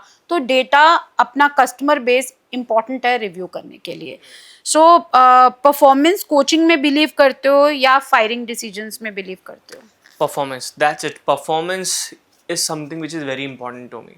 ओके। हम ना देखते हैं अगर चीज़ें खराब है तो खराब की उसको सही कैसे किया जा सकता है। फायरिंग नहीं करते आप? फायरिंग भी करता हूँ, अब मैं फायरिंग करने लगा हूँ। ओके। अगर मुझे लगता है ना कि ये सही से काम नहीं कर रहा। अभी रिसेंट हमारे ऑफिस में एक सीन हुआ, तो उसमें ना एक बंदे की हमारे पास बार बार कंप्लेन आ रही थी कम्युनिटी से कि ये इतनी देर में रिप्लाई करा रहा है, and I am like very obsessed. अगर किसी का आया है तो तुरंत सॉल्यूशन मिलना चाहिए, any how it is my brand. और मैं बहुत पॉजिटिव हूँ उस चीज़ को लेके, फट फट फट फट। मेरी टीम में आई थिंक सारे लोग आधे टाइम सोते हैं। क्यों? क्योंकि उनके पास सिर्फ एक ही काम है करने के लिए। अगर एक काम में भी कंप्लेन आती है ना तो मैं बैंड बजा देता हूँ। मैं पहली वार्निंग दूंगा, उसके बाद सिर्फ हटा देते हैं, सिर्फ हटा देते हैं, इसके अलावा और कुछ नहीं। और उनको पता है कि उनको अपनी परफॉर्मेंस को, अपने लेवल को, अपने स्टैंडर्ड को बहुत ऊपर रखना, कि हमारे पास ज़्यादा काम है ही नहीं, लेकिन जो काम है अगर उसमें कंप्लेन आ गई तो धैर्य बैंड बजा देगा। तो हम उस चीज़ को मेक श्योर करते हैं। पहले वार्निंग देते हो, काउंसलिंग करते हो, कोचिंग करते हो, सीधा फायर करते हो? नहीं, मैं पहले एक बार ही देखता हूँ कि मैं ऐसा क्यों हुआ। मैं उनसे रीज़न पूछता हूँ कि ऐसा क्यों हुआ, क्या रीज़न था। अगर वो वैलिड रीज़न है तो इट्स ओके, अगर वो वैलिड रीज़न नहीं है, लापरवाही है, तो फायर करो। फायर, एक वार्निंग देके फायर। सो आप लोगों को ये देखना है कि आपने अपनी टीम के लिए, परफॉर्मेंस के लिए क्या आपने KRAs बना रखे हैं। बहुत सारी कंपनीज़ के अंदर या बिजनेसमैन जो होते हैं उनके यहाँ पर जब एम्प्लॉयज़ काम करते हैं या उनके वर्कर्स काम करते हैं तो काउंसलिंग एंड कोचिंग करते हैं। पुराने एम्प्लॉयज़ की वैल्यू करते हैं, उनको कोचिंग की जाती है, बट ऐसा ना हो जाए कि पुराने लोग आपके बिजनेस को, धंधे को खा जाएं। तो coaching and performance improvement plans ये एक लेवल तक की हम लोग बर्दाश्त कर पाएंगे जहाँ तक हमारा धंधा जो है उस पर हिट ना हो, हमारा कस्टमर हिट ना हो, हमारे धंधे की पूरी मार्केट के अंदर इमेज ना खराब हो। बट ऐसी कोई चीज़ जिस पे ज़ीरो टॉलरेंस है, प्लीज़ उस पर अपनी टीम मेंबर्स को एक बार फीडबैक दीजिए और उसके बाद बाहर कीजिए। सारी ज़िंदगी टीम मेंबर आपके पास वो रह ही नहीं सकता जो आपके बिजनेस की इमेज को खराब कर रहा है या आपके कस्टमर्स को खराब कर रहा है। इस चीज़ का ध्यान रखना है। सो धैर्य, अब हम रैपिड फायर पे चलेंगे। क्विक क्विक आंसर देने, बिल्कुल सोचने का टाइम नहीं दूंगी आपको। तो 5 मिनट का ये राउंड है, ठीक है। सबसे अंडररेटेड सेल्स स्किल क्या है? सबसे अंडररेटेड रेटेड सेल्स स्किल क्या है? की फीचर्स बता के बेचना। की फीचर्स बता के। Cold calling versus warm leads, कौन सी फेवरेट है आपकी? Warm leads. ओके। एक बुक जो हर एंटरप्रेन्योर को sales like crazy. Sales like crazy. सबसे बड़ा स्टार्टअप मिथ जो आप तोड़ना चाहते हो? मिथ। सबसे बड़ा सेल्स मिथ, स्टार्टअप्स का मिथ। कि बस गधों की तरह बेचो। यही है कि आप पहले समझो चीज़ों को, प्रोडक्ट को अपने। ओके।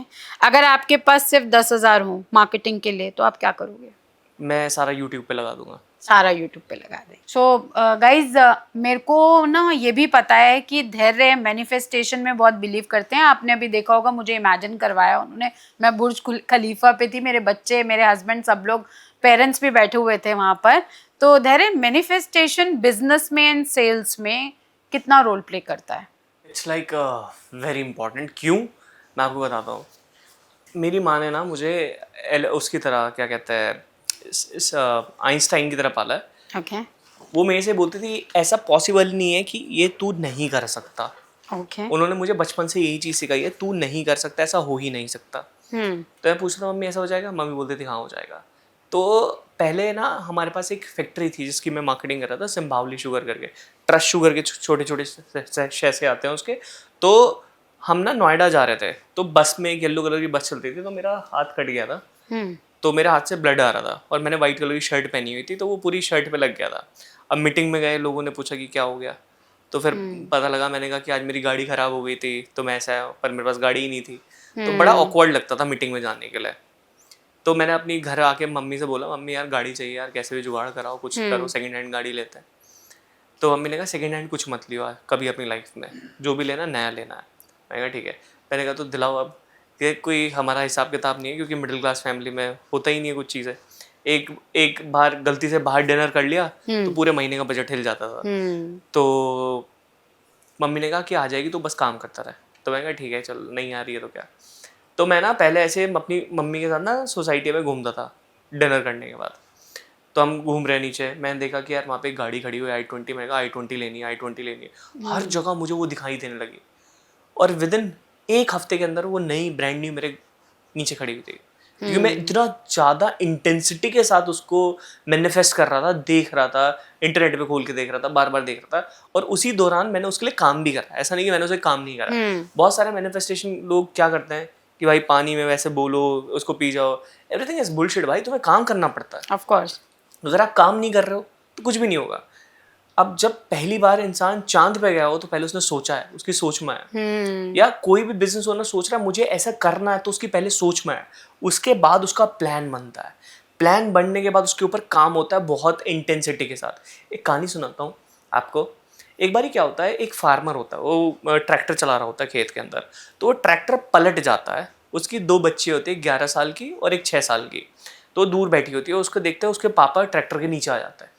और ट्रैक्टर तो बहुत भारी होता है, 1 टन, बहुत भारी पता नहीं कितने टन का ट्रैक्टर होगा, तो उठा ही नहीं सकते उसको।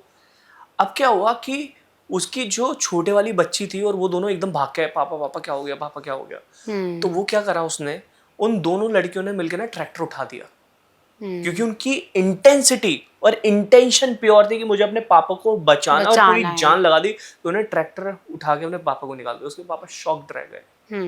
तो अगर आपके किसी भी काम के अंदर इंटेंशन बिल्कुल प्योर है और इंटेंसिटी इतनी खतरनाक है, तो आप उस चीज को इतनी जल्दी अचीव कर लेते हो। अब जैसे मेरा मैनिफेस्टेशन बोर्ड था, मुझे अपनी फैमिली के साथ रहना था, मुझे रोलेक्स खरीदनी थी, मुझे गाड़ी खरीदनी थी, मुझे घर खरीदना था, वो मैं सब कर चुका हूँ। मेरा जो विजन बोर्ड था 50% इज नहीं, 50 नहीं, 70% इज कम्प्लीटेड। मेरा 30% बचा है। जब आप मेरे ऑफिस में आओगे मैं दिखाऊंगा। अब मैं एक बड़ा विजन बोर्ड बना रहा हूँ जिसमें कुछ भी एक नॉर्मल आदमी के लिए चीज़ें पॉसिबल नहीं है, लेकिन करना भी वही है जो नॉर्मल आदमी के लिए पॉसिबल नहीं है, जो बिलेनियर सोचते हैं जिस तरीके से, वो करना है। हाँ, सो मेरा नेक्स्ट क्वेश्चन यही था कि what is there for the audience from there, नया क्या लेके आ रहे हो आप?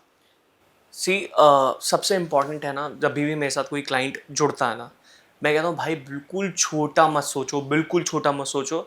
हम लोग बड़ा करने के लिए बने हैं बहुत, और हमारे अंदर इतनी कैपेसिटी है, हम पैसे से सही हैं, हम हेल्थ से सही हैं, सब चीज़ों से बड़े हैं। क्या एलन मस्क ने जो करा कि वो तुम नहीं कर सकते, ना बोल दो तो निकल जाओ यहाँ से। कर सकते हो ना तो करो चीज़ें। क्या आप रॉकेट बना सकते हो? बना सकते हो। पढ़ो, पढ़ाई करो, उसके बारे में लिखो, देखो कौन कौन से टाइम लगेगा। हाँ, टाइम लगेगा, बट सोचो। सोचो और उसके ऊपर काम करना स्टार्ट करो। The most important thing is कि आप जो भी चीज़ कर रहे हो उसकी इंटेंशन है वो एक्चुअली में करने वाली या नहीं है। बहुत लोग बस सिर्फ मैनिफेस्टेशन लिखना स्टार्ट कर देते हैं, विजन बोर्ड बना, लेकिन Actions नहीं होते। इंटेंसिटी है ही नहीं, एक्शन ही नहीं है, तो आप कर ही नहीं पाओगे।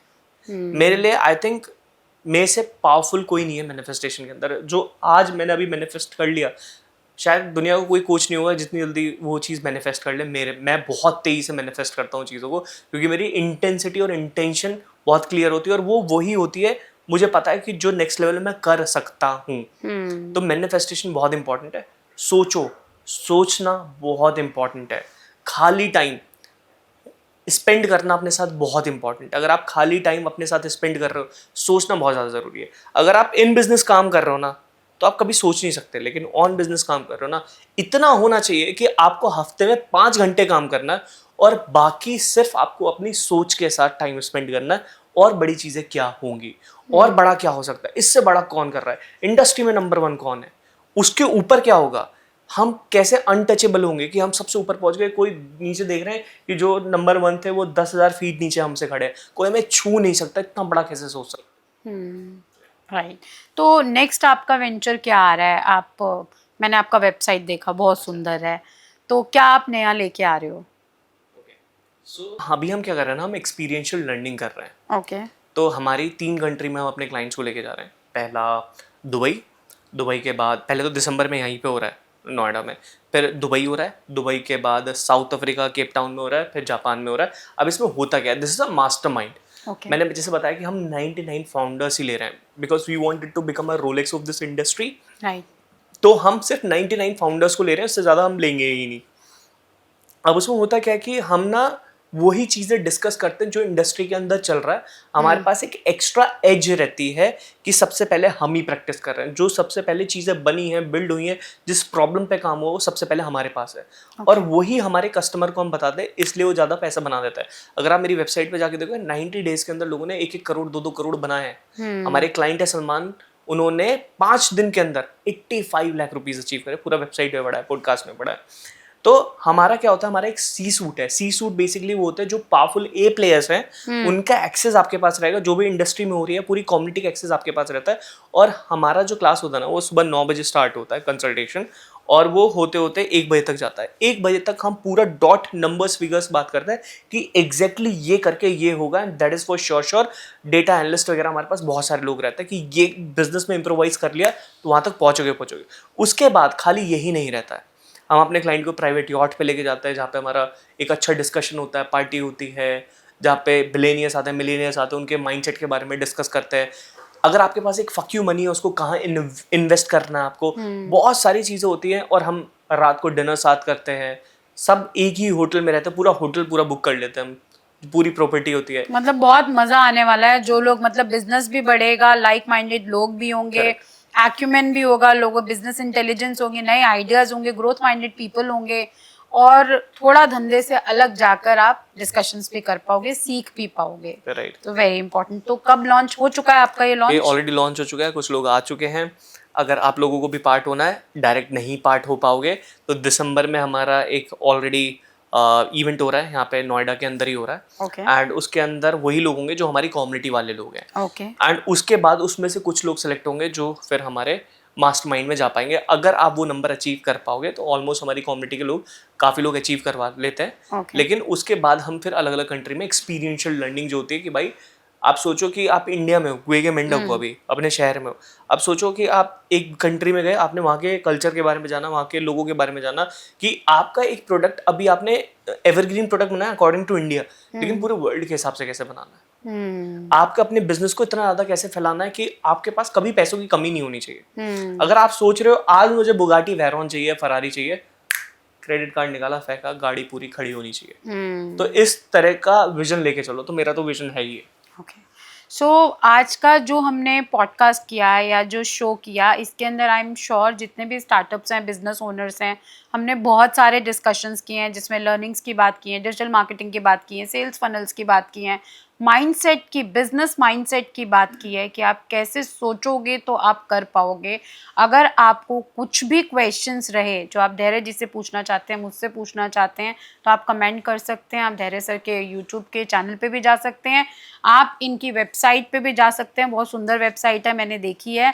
और आप इनके जो प्रोग्राम्स हैं वो भी अगर क्वालिफाई करते हैं तो आप ट्राई कर सकते हैं कि आपको टीम जो है उसके लिए सिलेक्ट करें। बट सबसे इम्पॉर्टेंट जो इस पॉडकास्ट का रीज़न था वो ये था कि जितने भी बिजनेसमैन स्टार्टअप्स हैं या स्टार्ट कर चुके हैं बिजनेस को, स्काई इज़ द लिमिट। अगर आप 5 करोड़ के गल्ले पे हो तो एटलीस्ट 10 करोड़ पे तो पहुंचो। अगर आप 10 करोड़ पे हो तो कम से कम 15 करोड़ पे तो पहुंचो। आज की टेक्नोलॉजी इतनी एडवांस है, एआई आया है, देखो धैर्य की टीम एआई के थ्रू इतनी सारी चीज़ें कर रही हैं। अगर आपकी सोच अच्छी है और बड़ी सोच है तो आप हर वो चीज़ मुमकिन है आपके लिए जो आप करना चाहते हो। बट सोचना इम्पॉर्टेंट है। उठो, बढ़ो, आगे बढ़ो, ऐसे लोगों के साथ उठना बैठना शुरू करो जो आगे बढ़ने की सोच रखते हैं। मैं खुश हूँ 5 लाख के गल्ले से, वो सोच को चेंज कर दो, इंडिया बहुत आगे जा चुका है। अगली बार फिर मिलूंगी आपके साथ किसी नए रिसर्च एनालिस्ट के साथ या कंटेंट मार्केटिंग की टीम के साथ, ऐसे लोग जो बिजनेसेस को बनाने में बढ़ाने में बहुत हेल्प करते हैं। धैर्य, थैंक यू सो मच। आप ऑडियंस को कुछ कहना चाहेंगे तो प्लीज़ आप बोलिए कि क्या आप उनको एक लर्निंग दे के जाना चाहते हैं जो इस सेशन के बाद वो इस पे इम्प्लीमेंट कर सकें अपने बिजनेसेस में। पहले तो मैं आपके बारे में बोलूँगा, ऐसे क्वेश्चन पूछने वाले लोग कम हैं। मैं किन्हीं के साथ पॉडकास्ट पे बैठता हूँ ना, आधे घंटे मेरा पॉडकास्ट खत्म हो जाता है। वो 10 क्वेश्चन लिख के लेके आए ना, मैं एक बात बोलता हूँ उनके सारे क्वेश्चन खत्म हो जाते हैं। राइट। एंड मुझे ऐसे स्मार्ट लोग बहुत पसंद है जो डीप क्वेश्चन पूछते हैं। आपने बहुत सारे क्रक्स निकाल लिए। आई थिंक यही सब कुछ है जो हम कर रहे हैं। आपने ये देख लिया और इसमें से कुछ भी इंप्लीमेंट कर लिया तो इंसान बहुत आगे पहुंच सकता है। ट्रू। ऑडियंस को ये बोलना चाहूँगा कि सब कुछ पॉसिबल है। मैं उस फैमिली से आ रहा हूँ जहाँ पे अगर गलती से बाहर डिनर करने चले गए, पूरे महीने का बजट डगमगा जाता था। मेरी फीस मेरी माँ ने ज्वेलरी बेच के मुझे लैपटॉप दिया था कि जा कर और फोड़ के आ। तो मैं कर सकता हूँ ना, I was a back bencher by the way. तो अगर मैं कर सकता हूँ ना, आप भी कर सकते हो। सिर्फ 2 चीज़ें इंपॉर्टेंट है, पहला सोच में आना और दूसरा उस चीज़ को सही तरीके से इम्प्लीमेंट करना। इंटेंशन एंड इंटेंसिटी आपकी प्योर होनी चाहिए। जो सोचते हो वो कर सकते हो। अगर सोच में नहीं आ रहा तो आप नहीं कर सकते हो। तो सोच बहुत बड़ी चीज़ है। अपने साथ समय बिताओ, अपने आप को समय दो और सोचो, दूर बैठ के बड़ी पिक्चर को देखो क्या कर सकते हो और पूरी जान लगा दो, अपनी पूरी जान लगा दो उस करने में। थैंक यू सो मच धैर्य। और कोशिश करेंगे कि हम एक पॉडकास्ट और करें। ऑडियंस अगर चाहेंगी, अगर वो क्वेश्चंस करेंगे, हम ज़रूर आएंगे। और वैसे भी 1 घंटे 1.5 घंटे में जितनी नॉलेज आपके पास है, अगर हम 2-3 घंटे भी बैठेंगे तो भी कम है। सो thank you for coming here. और बहुत मज़ा आया। और मैं जैसे आपने बोला, ऐसे मेरे को भी जब मैं लोगों से इंटरेक्ट करती हूँ तो इंटेलिजेंट लोग जिनको बिजनेस का एक्चुअल एक्सपीरियंस है, जब आप उनसे बात करते हो तो ऑडियंस के लिए, जनता के लिए कुछ अच्छा ही निकल कर आता है। सो thank you so much. Thank you.